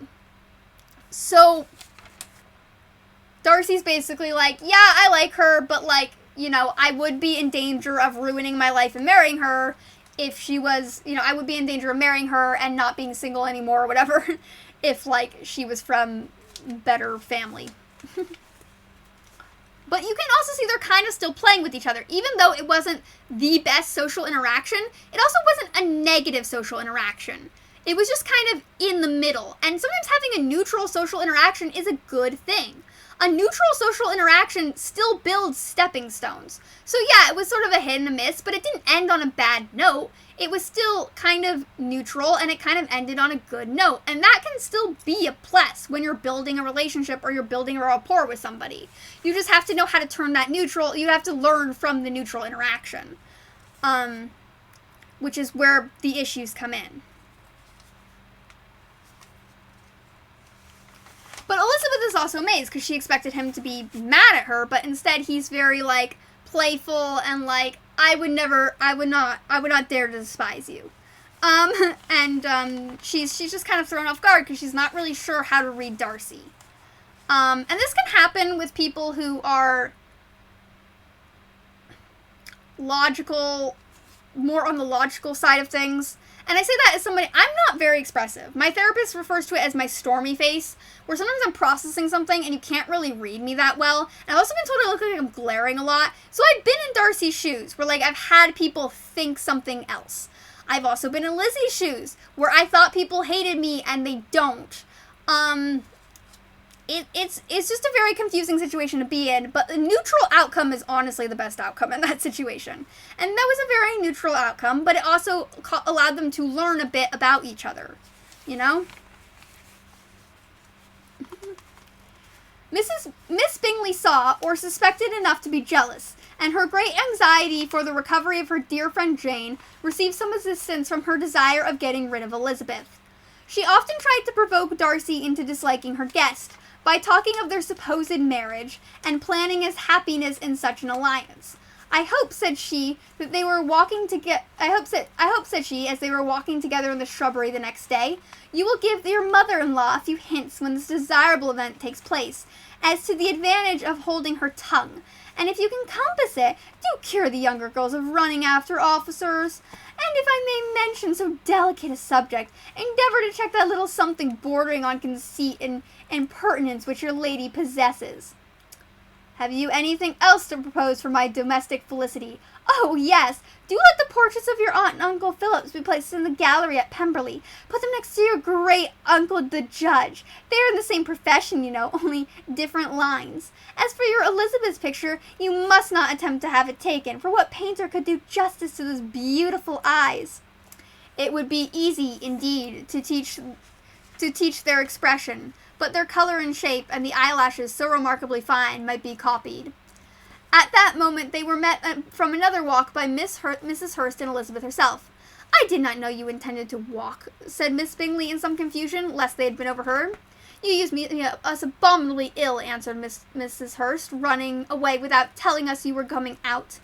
Then, taking the disengaged arm of Mr. Darcy, she left Elizabeth to walk by herself. The path just admitted three. Mr. Darcy felt their rudeness and immediately said, "This walk is not wide enough for our party. We had better go into the avenue." But Elizabeth, who had not the least inclination to remain with them, laughingly answered, "No, no, stay where you are. You are charmingly grouped and appear to uncommon advantage. The picturesque would be spoiled by admitting a fourth. Goodbye." She ran gaily off, rejoicing as she rambled about, in the hopes of being home again in a day or two. Jane was already so much recovered as to intend leaving her room for a couple of hours that evening. So, we can see that Mrs. Hurst and Miss Bingley are coordinating here. And this is a mix-up, okay? It is more than likely that Miss Bingley planned to walk with Darcy, and she asked Mrs. Hurst to keep Elizabeth occupied so that she could have time alone with Darcy. Mrs. Hurst, keeping Elizabeth occupied, also decided to go for a walk, and they are very, very rude, because when they see each other, there's confusion, because they were supposed to keep each other separate. So instead, Mrs. Hurst leaves Elizabeth and just takes Darcy's hand and walks away, and Elizabeth is just left there on a path that doesn't admit her. But Elizabeth doesn't really want to hang out with them, so Darcy, to his credit, is like, that was a very rude thing to do. You were walking with someone and you just left them. You don't do that. So Darcy takes a step back and is like, no. Like, that was rude. You guys should go ahead. He's trying to be nice to Elizabeth here. And Elizabeth is like, you know what? It's okay. Like, I'm good. You guys look good on this path. I need to go check on my sister. Like, no worries, it's all okay. Like, she's like, I don't hold the slight, she kind of got slighted there. She's like, I don't hold it. Yeah. Yeah, so, yeah, Elizabeth's just like, I want to leave here, is essentially, she's kind of at her limit with the sisters here. When the ladies removed after dinner, Elizabeth ran up to her sister, and seeing her well guarded from cold, attended her to the drawing room, where she was welcomed by her two friends with many professions of pleasure. And Elizabeth had never seen them so agreeable as they were during the hour which passed before the gentlemen appeared. Their powers of conversation were considerable. They could describe an entertainment with accuracy, relate an anecdote with humor, and laugh at their acquaintance with spirit. But when the gentlemen entered, Jane was no longer the first object. Miss Bingley's eyes were turned instantly towards Darcy, and she had something to say to him before he advanced many steps. He addressed himself to Miss Bennet with polite congratulation. Mr. Hurst also made her a slight bow, and said that he was very glad, but diffuseness and warmth remained for Bingley's salutation. He was full of joy and attention. The first half hour was spent in piling up the fire, lest she should suffer from a change of the room. And she removed at his desire to the other side of the fireplace, where she might be farther from the door. He then sat down by her and talked scarcely to anyone else. Elizabeth, at work in the opposite corner, saw it all with great delight. When tea was over, Mr. Hurst reminded his sister-in-law of the card table, but in vain. She had obtained private intelligence that Mr. Darcy did not wish for cards, and Mr. Hurst soon found that even his open petition rejected. She assured him that no one intended to play, and the silence of the whole party on the subject seemed to justify her. Mr. Hurst had therefore nothing to do but to stretch himself on one of the sofas and go to sleep. Darcy took up a book, Miss Bingley did the same, and Mrs. Hurst, principally occupied in playing with her bracelets and rings, joined now and then in her brother's conversation with Miss Bennet. Miss Bingley's attention was quite as much engaged in watching Darcy's progress through his book as in reading her own, and she was perpetually making some inquiry or even looking at his page. She could not win him, however, to any conversation. He merely answered her question and read on. At length, quite exhausted by the attempt to be amused with her own book, which she had only chosen because it was the second volume of his, she gave a great yawn and said, "How pleasant it is to spend an evening in this way! I declare, after all there is no enjoyment like reading. How much sooner one tires of anything than a book. When I have a house of my own, I shall be miserable if I have not an excellent library." No one made any reply. She yawned again, threw aside her book, cast her eyes about the room in quest of some amusement. When hearing her brother mention a ball to Miss Bennet, she turned suddenly towards him and said, "By the by, Charles, are you really serious in meditating a dance at Netherfield? I would advise you, before you determine on it, to consult the wishes of the present party. I am much mistaken if there are not some among us who a ball would be rather punishment than pleasure.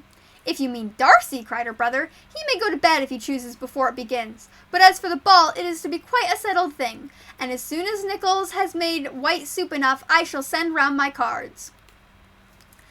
"I should like balls infinitely better," she replied, "if they were carried on in a different manner, but there is something insufferably tedious in the usual process of such a meeting. It would surely be much more rational if conversation instead of dancing was made the order of the day." "Much more rational, my dear Caroline, I dare say, but it would not be near so much like a ball." Miss Bingley made no answer, and soon afterwards got up and walked about the room. So,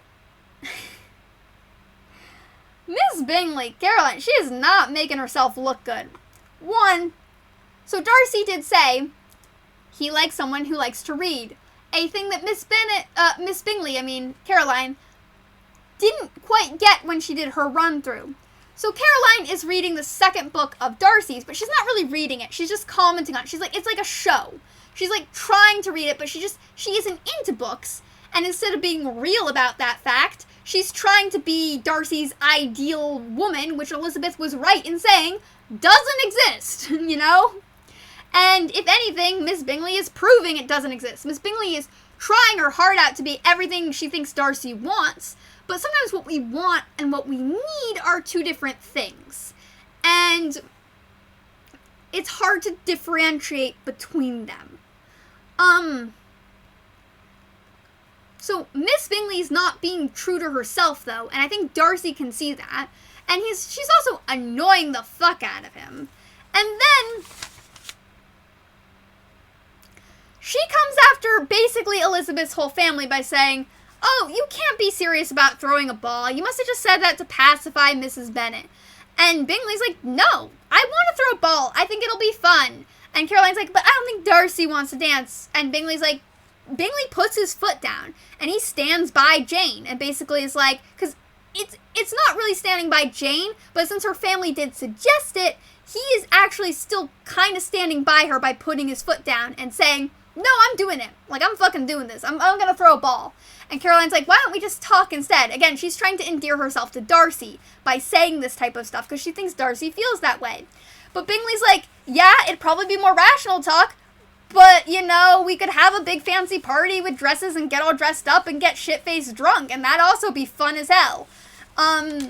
So that's essentially where that's and Bingley has a point. Like, yeah, it's more rational to talk, but it's more fun to have a ball. Like, and it's also kind of him standing by Jane, and we can see that he's very attentive to Jane.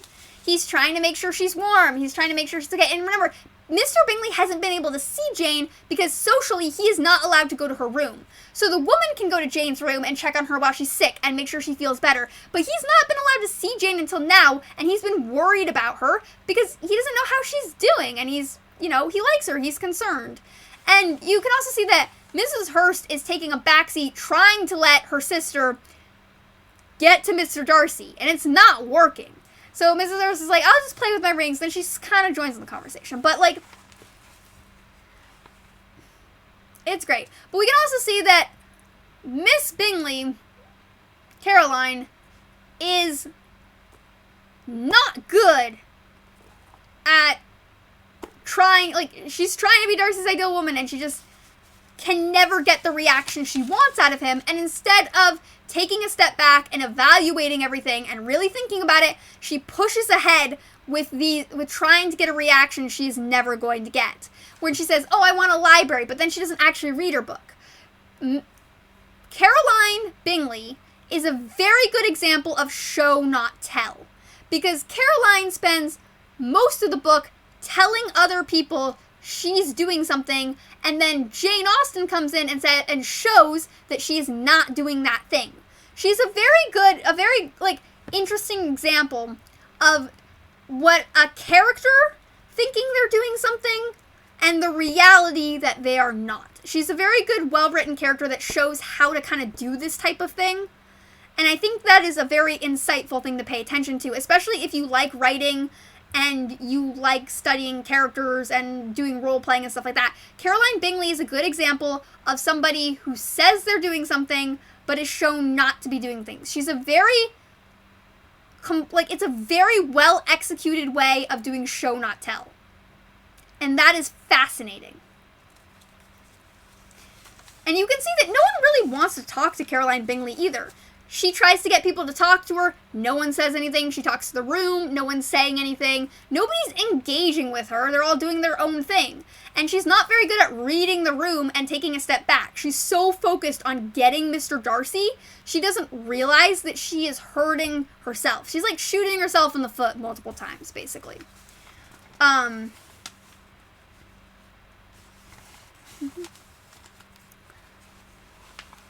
Miss Bingley made no answer, and soon afterwards got up and walked about the room. Her figure was elegant, and she walked well, but Darcy, at whom it was all aimed, was still inflexibly studious. In desperation of her feelings, she resolved on one effort more, and turning to Elizabeth, said, "Miss Eliza Bennet, let me persuade you to follow my example and take a turn about the room. I assure you it will be very refreshing after sitting so long in one attitude." Elizabeth was surprised, but agreed to it immediately. Miss Bingley succeeded no less in the real object of her civility. Mr. Darcy looked up. He was as much awake to the novelty of attention in that quarter as Elizabeth herself could be, and unconsciously closed his book. He was directly invited to join their party, but he declined it, observing that he could imagine but two motives for their choosing to walk up and down the room together, either of which motives his joining them would interfere. What could he mean? She was dying to know what could be his meaning, and asked Elizabeth whether she could at all understand him. "Not at all," was her answer, "but depend upon it, he means to be severe on us, and our surest way of disappointing him will be to ask him nothing about it." Miss Bingley, however, was incapable of disappointing Mr. Darcy in anything, and persevered therefore in requiring an explanation of his two motives. "I have not the smallest objection to explaining them," said he, as soon as she allowed him to speak.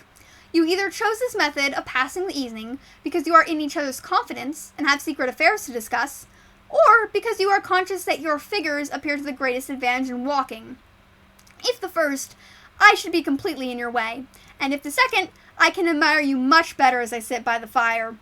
So Darcy's saying, okay, you're walking about the room because either you're gossiping and you're having like girl talk, in which case I would be completely out of my element and in your way, or you're showing off your ass and your hips, in which case I can admire your butt much better from my seat.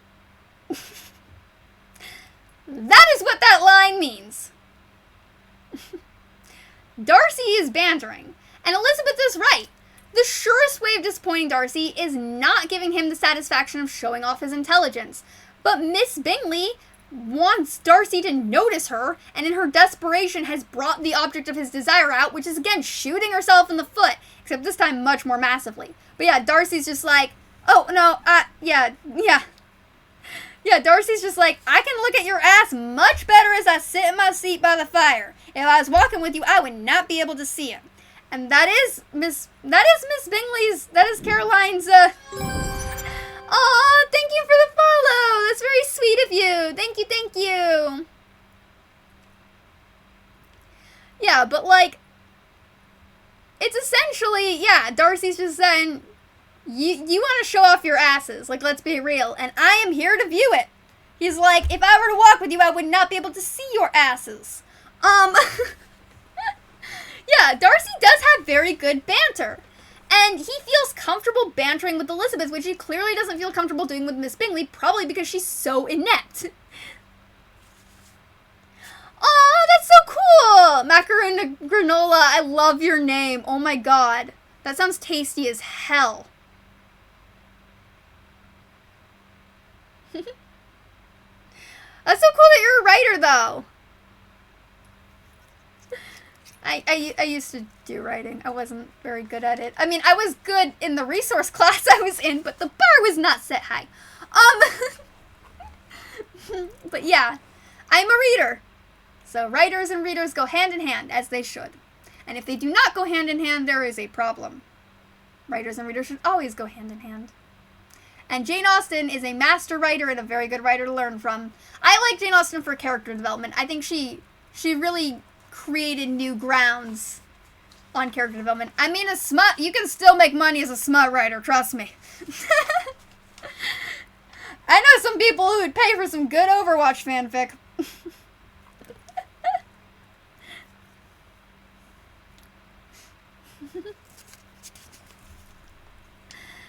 Anyway, welcome, Mac.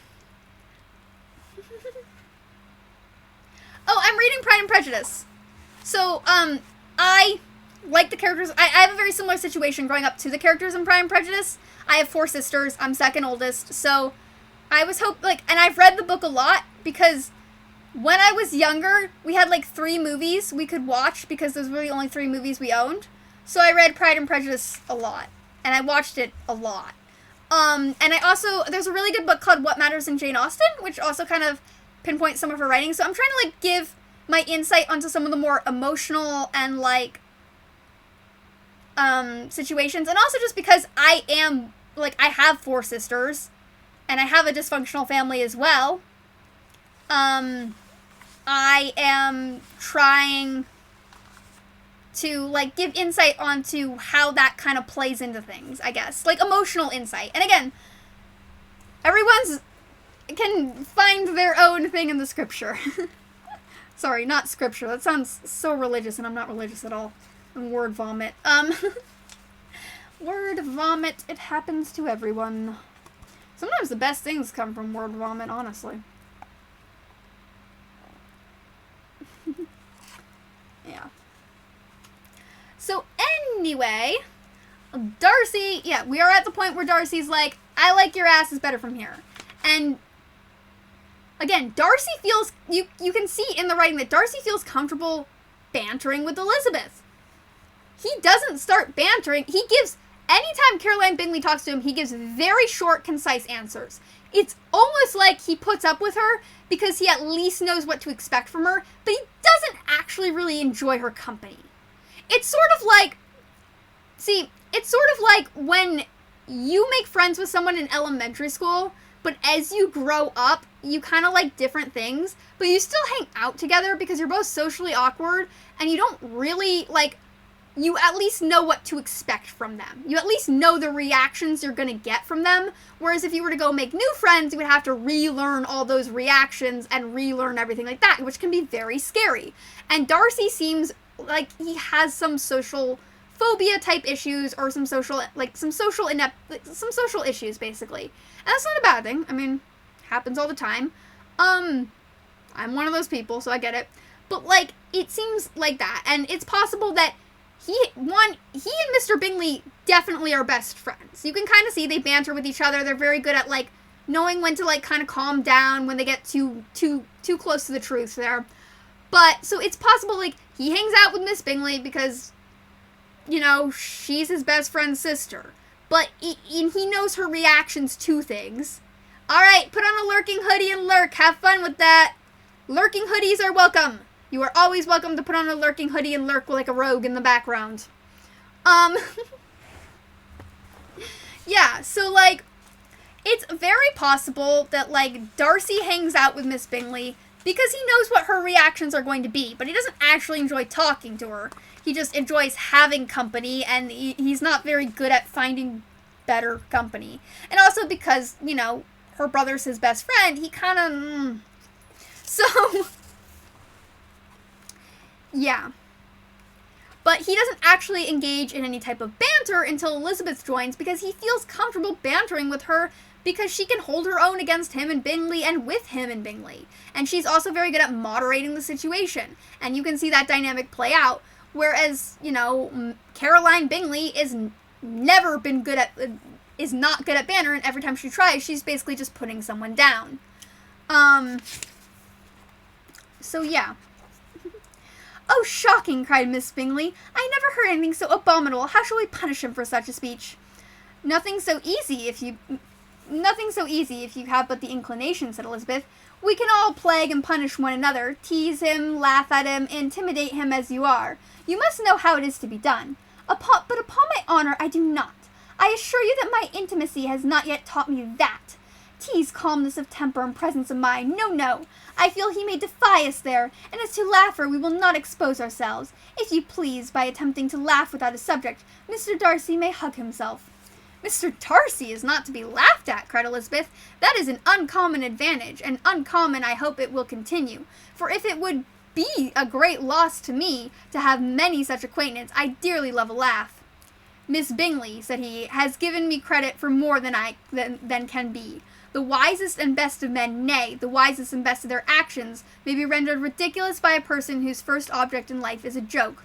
Certainly, replied Elizabeth, there are such people, but I hope I am not one of them. I hope never to ridicule what is wise or good. Follies and nonsense, whims and inconsistencies do divert me, I own, and I laugh at them whenever I can, but these, I suppose, are precisely what you are without. Perhaps that is not possible for anyone, but it has been the study of my life to avoid weaknesses which often expose a strong understanding to ridicule, such as vanity and pride. Yes, vanity is a weakness indeed, but pride, where there is a real superiority of mind, pride will always be under good regulation.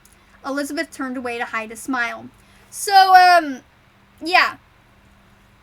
Basically,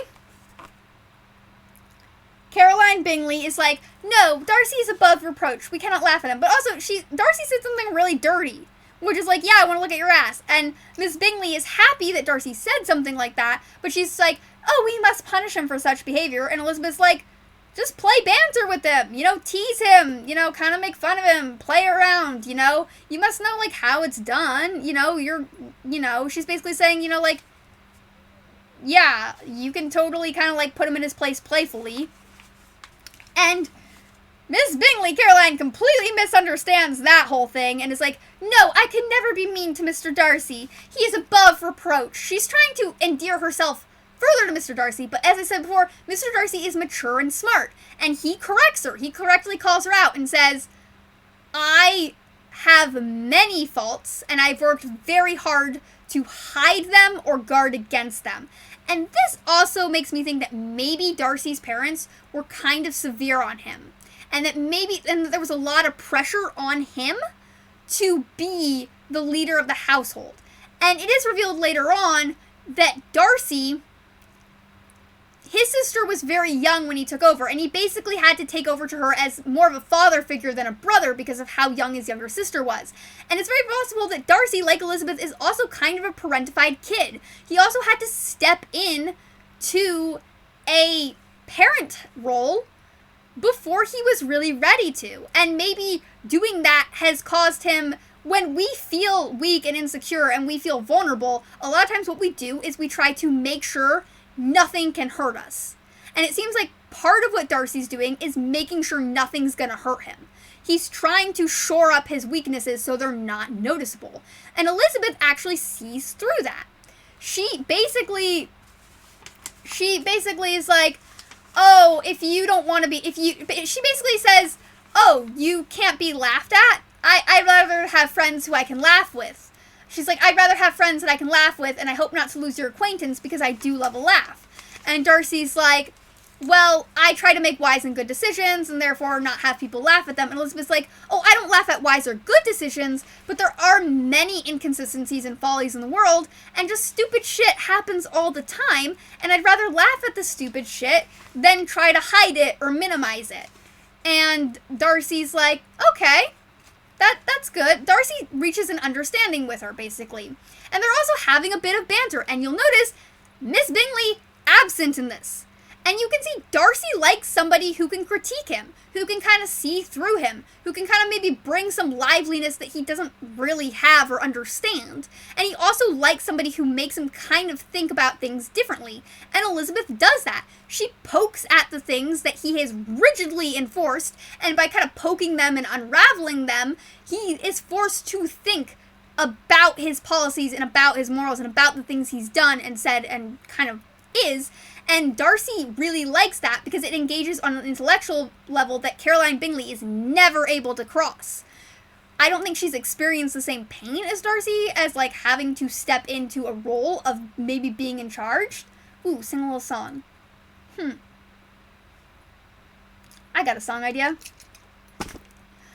Darcy wants Lizzie's ass, Darcy wants Lizzie's ass. He doesn't want to say it like that, but he wants Lizzie's ass. Doesn't want Caroline's ass, because Caroline's a flat bitch. That good enough for you?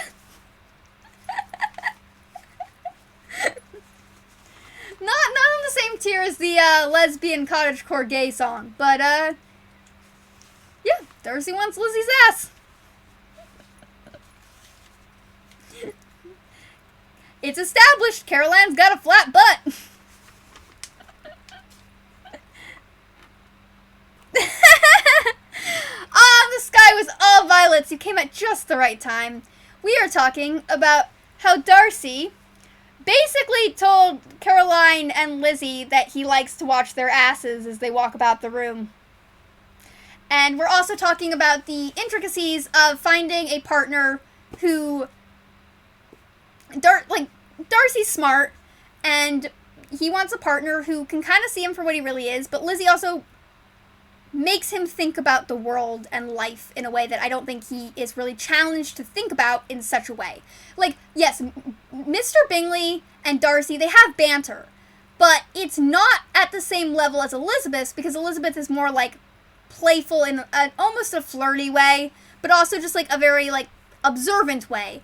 Whereas Mr. Bingley can get a little, like, deep sometimes. But, like, they all kind of balance each other out, I think, in a good way. And we also see that Miss Bingley, again, she can't engage him on that level. She doesn't know how to do that banter. She doesn't know how to actually banter at all. She never banters.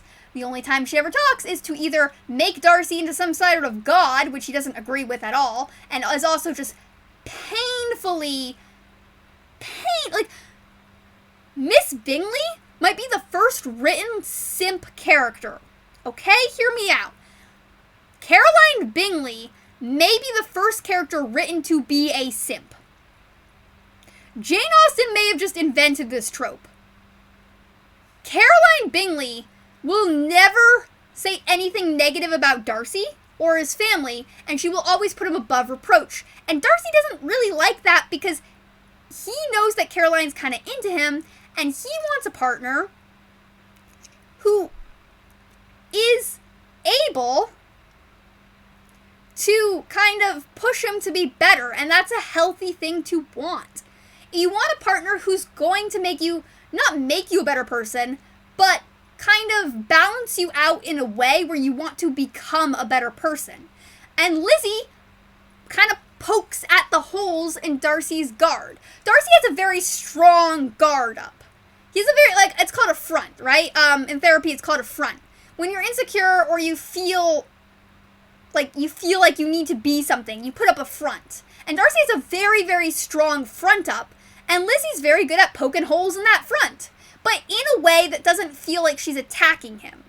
She's poking holes in the front in a very playful manner, which provokes him to think about what he's saying, but also it makes him think about what he's saying and come to his own conclusion. She's not telling him the conclusion that she wants, she's letting him figure it out on his own by just playfully poking holes in his front.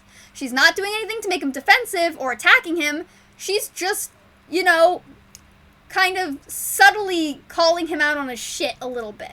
And it's not bad shit, like, it's probably served Darcy well. Like most fronts, it's probably a defense mechanism. I've been in the resource system for a long time. I've seen many different kinds of fronts that people employ to, like, hide themselves. And to make themselves seem like something other than they are. Especially because I've been in dangerous classrooms where people... I mean, okay, I didn't mean simp in, like, the literal word. I mean that this type of behavior of making somebody, like, okay, first of all, like, I'm not super up to date on pop culture, but I mean, like, this type of behavior of, like, making somebody out to be above reproach is a very symptomatic of simpy type behavior. I mean, she's a foil, but I don't think she has a one-dimensional personality, and I think you can write a simp character without it having a one-dimensional personality. I think you can do that. I think you can write a simp character without it having a one-dimensional personality. But, yeah, like, Caroline Bingley making Darcy above any type of reproach is very, very similar to the simp trope and stereotype. It's, definitely an early iteration of said stereotype, but it does, like, she is a foil, but that doesn't mean that foils can't also have certain other behaviors. I think you can make a complex simp character. I think that is totally something you can do. I don't think this was really a common thing in Jane Austen's time, but I think Caroline Bingley is kind of the start of, like, when you make someone above reproach, that is not a healthy relationship. But then again, you know, it's just a thought. What you say is also very valid and true.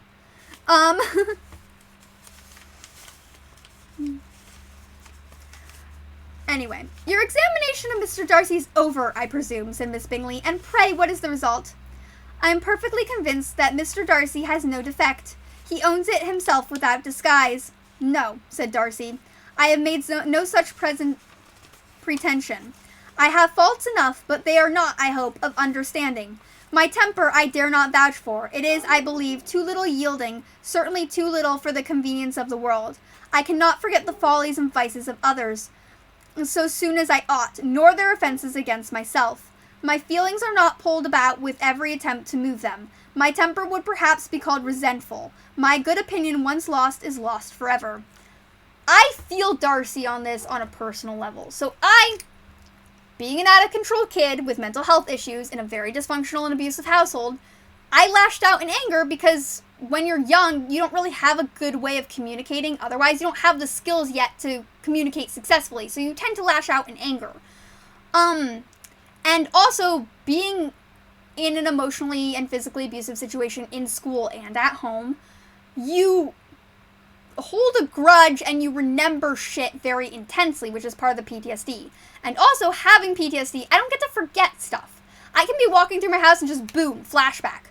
Like, it's like I have to dodge little individual bombs around my house, and I have to keep my brain busy, or I will go insane and I'll spiral back down into those memories. So, I think there's it's like a Fall Out Boy song, where it's like a Fall Out Boy or 21 Pilot song, but it's like, and your brain keeps going to the next episode, so your brain doesn't keep going anymore. It's a lyric or whatever. But, like, yeah, you keep going to the next episode of the movie or the show you're watching to keep your brain occupied. But, like, what Darcy's saying here is very real. When you get angry, and you get angry very intensely, a lot of times it's not fun for you to experience either, and you feel extremely shameful and guilty afterwards. So a lot of times, it's another way of protecting himself, but it's also a way he's trying to maintain and protect other people in his relationships. He's trying to make sure that people he probably is testing people very slowly throughout his relationships. And this is another thing we all kind of subconsciously do sometimes. Some of us more than others is sometimes when we first meet people, we'll say something or we'll do something to kind of gauge their reaction, to test them a little bit. And it can be healthy in small doses, but it can be very negative in large doses. And Darcy has a very big guarded front. And him saying, yeah, I may have some anger problems that I try to keep under wraps, and I try to make sure that I'm hanging out with people who are not going to aggravate me further, and I'm hanging out with people who, like, I know I can handle, and, like, that kind of stuff, and I know are not gonna, like, screw me over. Like, you can kind of see that Darcy's, like, takes very great care in how he goes about relationships. And he's also very honest here. He is willingly saying, I have faults. Here are my faults right here. He's saying, like, I am not above reproach. Here are my faults. He's being very honest with Elizabeth, and he's saying, you know what? Yeah, no, don't, I have faults. So don't be like Miss Bingley. Don't be like Caroline, you know? That is a failing indeed, cried Elizabeth. Implacable resentment is a shade in a character, but you have chosen your fault well. I really cannot laugh at it. You are safe from me. There is, I believe, in every disposition a tendency to some particular evil, a natural defect, which not even the best education can overcome. And your defect is a propensity to hate everybody, and yours, he replied with a smile, is to willfully misunderstand them. These are some good lines. Yeah, so Lizzie's right here. This is not a defect she can just easily laugh at, because it's a defect that comes from wisdom and coping mechanism, which can be useful in small doses, but can be harmful in large doses. And in Darcy's life right now, it kind of seems like this maybe coping mechanism has kind of taken over his life a bit and kind of impacted his ability to have social relationships.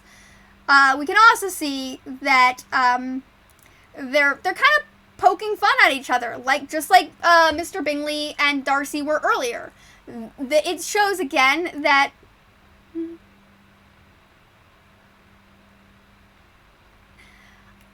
yep. I have sensory processing disorder, so, like, music is physical to me. So, like, when I get a song stuck in my head, it's a song that I really like, and I will sing it to hell and fucking back. Oh my god. And also, because of sensory processing disorder, I have, like, synesthesia, too. So, like, sometimes I associate songs with colors. I don't know if it's here. I don't know if I brought it down here. Oh my god. I have a journal where I, like, cut out coloring pages and then put, like, song lyrics to them to, like, the colors I associate with it. I haven't done it in a long time because I've been busy, like, doing other stuff. But, like, yeah, just to try to, like, match up this. But I also get the, like, dreamy wanders and songs like, yeah. I make up words, too. Yeah. If you have synesthesia, so sensory processing disorder basically means that my brain incorrectly processes senses. So texture, sound, taste, smell, hearing, all of that stuff, my brain incorrectly processes.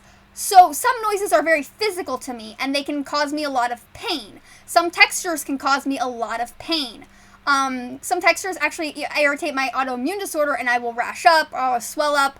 I can't eat certain foods, and I can't touch certain foods, and I can't look at certain foods because of the sensory stuff. And then some things my brain really likes that make no fucking sense. And then some songs, yeah, they have colors, they have impact. Yeah, I'll totally share songs and what they are. Yeah, like, I will say that the guitar riffs a lot of the time are like violet purple and like kind of like whitish gold. Guitar riffs tend to be like that for me. Like especially electric guitar. But like everyone is different. Some people, they also have things with numbers where like certain numbers have like characteristics to them. And I kind of have that too, except I also have symbol imaging issues. So it's just very hard for me to like adequately do anything with numbers. But I do definitely have like bizarre object permanence that is apparently pretty common in like sensory processing disorder. So I don't have major synesthesia. Some people, the synesthesia is a lot more like complex and intense. I don't have it majorly. I'm kind of I don't know if I would say fortunate, but I'm kind of like, I kind of have it mid level. So, yeah, I'll look it up and see. But yeah, like I like, if I really like a song, it's because it physically makes me feel good, and it has colors that I really enjoy, and it has impact that I really enjoy. So, like, when I make music videos in Final Fantasy, a lot of times I try to choreograph the combat or the emote to the impact of the music and where it hits me. And I also try to choreograph the glam I'm wearing to, like, some of the colors I see in the song. So, like, that's another thing, too. Like, I try to do that as well a lot of the time.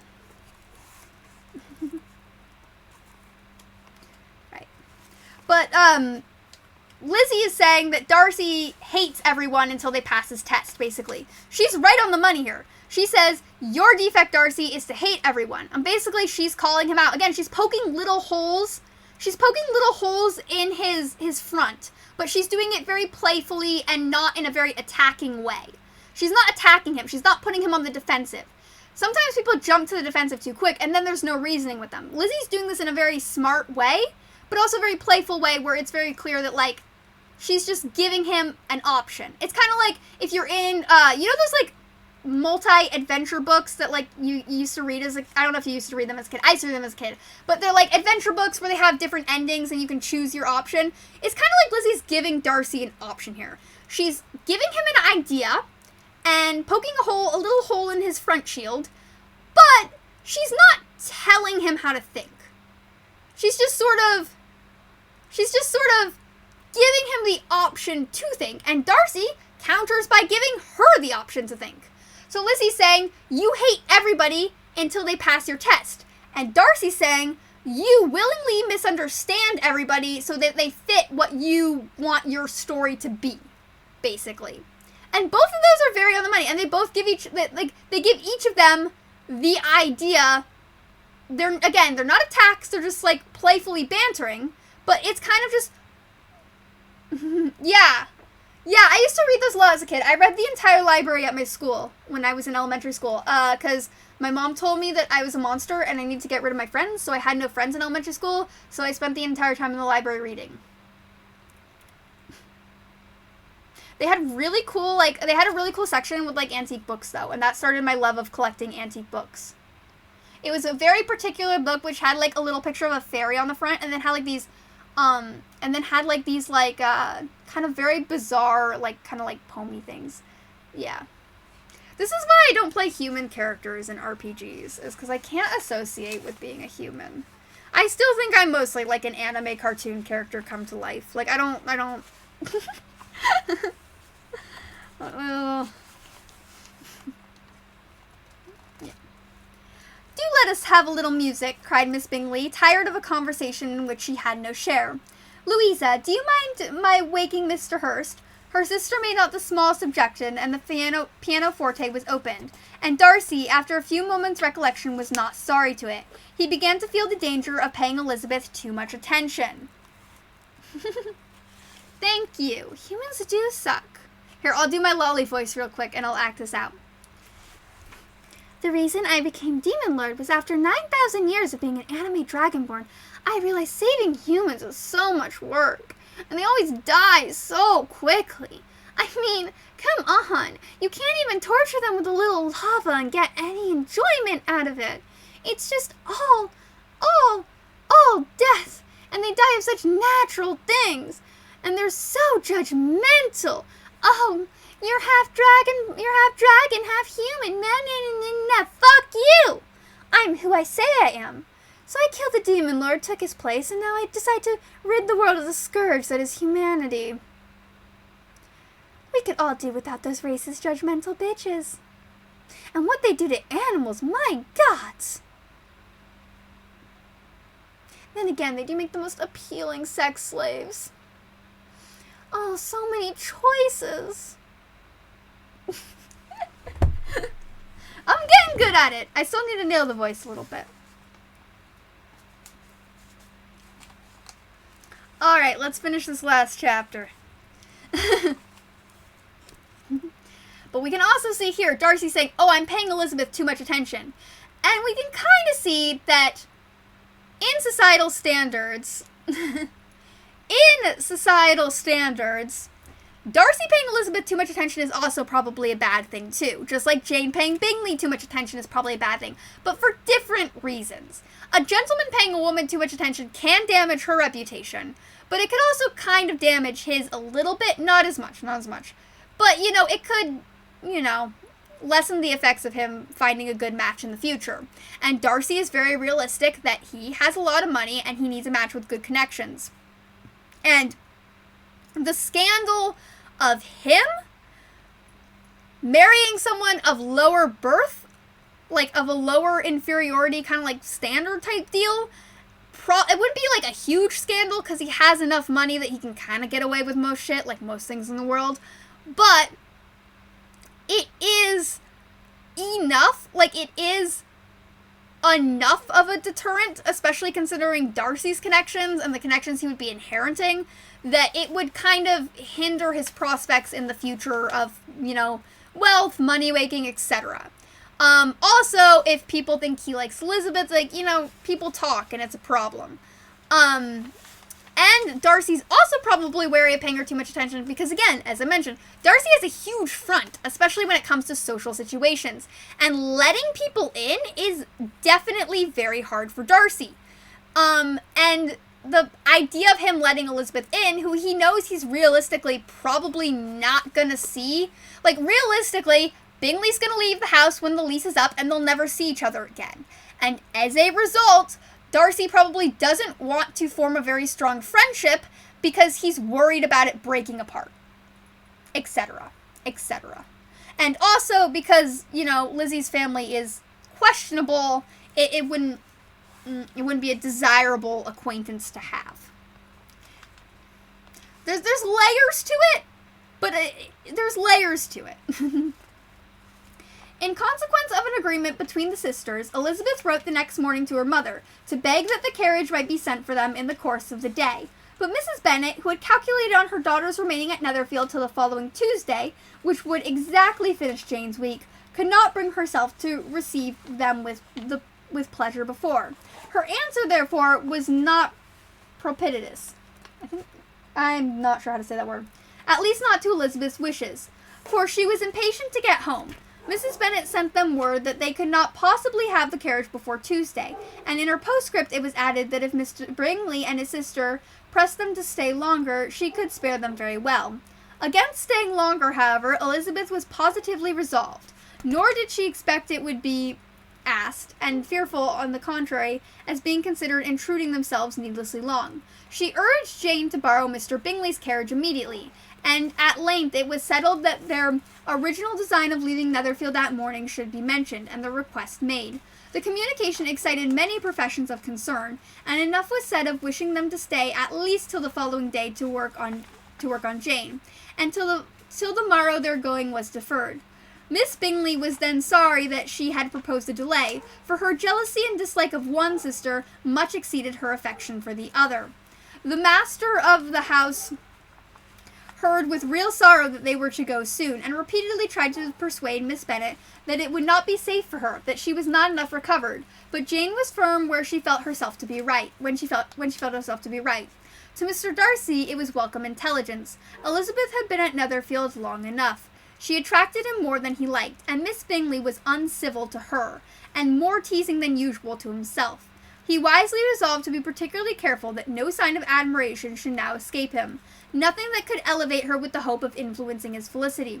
Sensible that if an idea had been suggested, his behavior during the last day must have material weight in confirming or crushing it.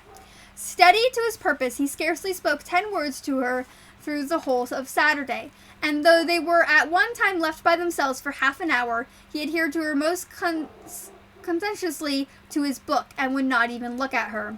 On Sunday, after morning service, the separation, so agreeable to almost all, took place. Miss Bingley's civility to Elizabeth increased at last very rapidly, as well as her affection for Jane, and when they parted, after assuring the latter of the pleasure it would always give her to see either at Longbourn or Netherfield, and embracing her most tenderly, she even shook hands with the former. Elizabeth took leave of the whole party in the liveliest spirits. They were not welcomed home very cordially by their mother. Miss Bennet wondered at their coming, and thought them very wrong to give so much trouble, and was sure Jane would have caught cold again. But their father, though very laconic in his expressions of pleasure, was really glad to see them. He had felt their importance in the family circle. The evening conversation, when they were all assembled, had lost much of its animation, and almost all of its sense, by the absence of Jane and Elizabeth. They found Mary, as usual, deep in the study of thorough bass and human nature, and had some few extracts to admire, and some new observations of threadbare morality to listen to. Catherine and Lydia had information for them of a different sort. Much had been done and said in the regiment since the preceding Wednesday. Several of the officers had dined lately with their uncle. A private had been flogged, and it had actually been hinted that Colonel Foster was about to be married. Okay.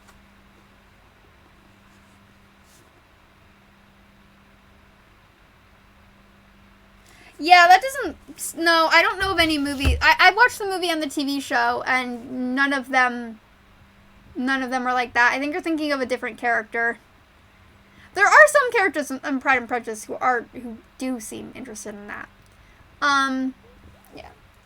So, that is the end of our deeply insightful and somewhat, yeah, there are some differences between the movie and the book, but, Mistress is never, I don't think, ever mentioned.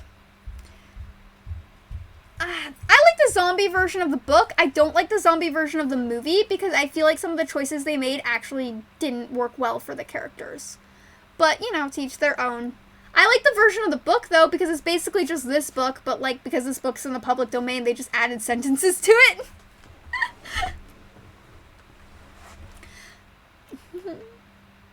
Yeah.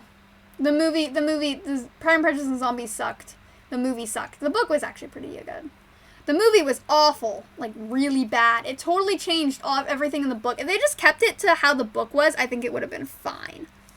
Like, but the only thing I liked about the movie was I really liked, I think it's Colin Firth. He played Doctor Who, like, Matt Smith, maybe is his name? He played one of the Doctor Who's, but he plays Mr. Collins in Pride and Prejudice and Zombies, and he did an amazing job at portraying Mr. Collins, and I wish he had been in a better Pride and Prejudice film or TV show because of how good of a job he did. I was like, oh my god, you were doing such a good job portraying Mr. Collins, and yet you are stuck in this shitty movie. I was like, I wish you were in something better Pride and Prejudice related, because this is an amazing portrayal of Mr. Collins. And if only it was in something better.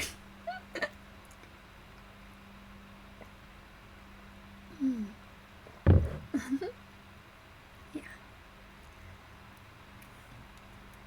Alright. Everyone, stay safe and eat cake.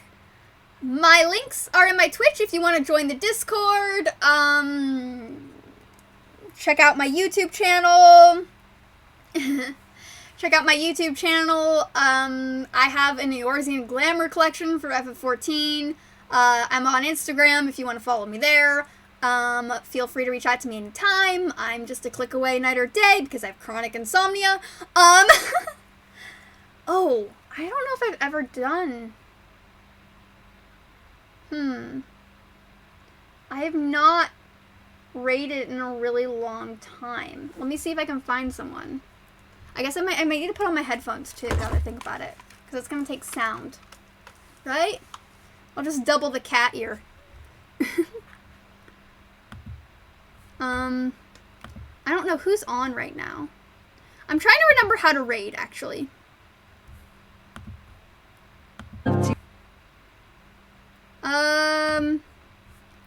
Oh my god, no one I follow is online right now.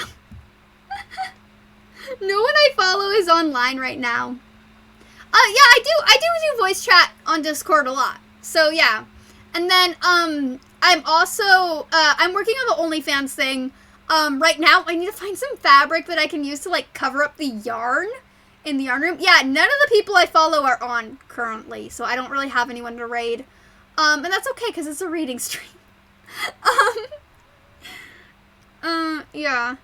But, yeah, I need to find, and I guess I need to get some tall boots as well. I can do it without tall boots, but I should really get some tall boots. Yeah, I need to find some nice fabric to, like, cover the yarn parts of the yarn room, because, I don't really think yarn says Demon Queen. So, yeah. Having a whole room devoted to yarn is, not really sexy. So, so, yeah, I'm gonna have to find some fabric that's, like, a little bit more appealing to cover that up. Well, I mean, being tied up in yarn says Demon Queen, but, like, hear me out, okay? 5 giant boxes of yarn does not say Demon Queen. 5 giant boxes of yarn. Okay, when I say this is a yarn room, I mean it's literally a room dedicated to yarn. Top to bottom, yarn.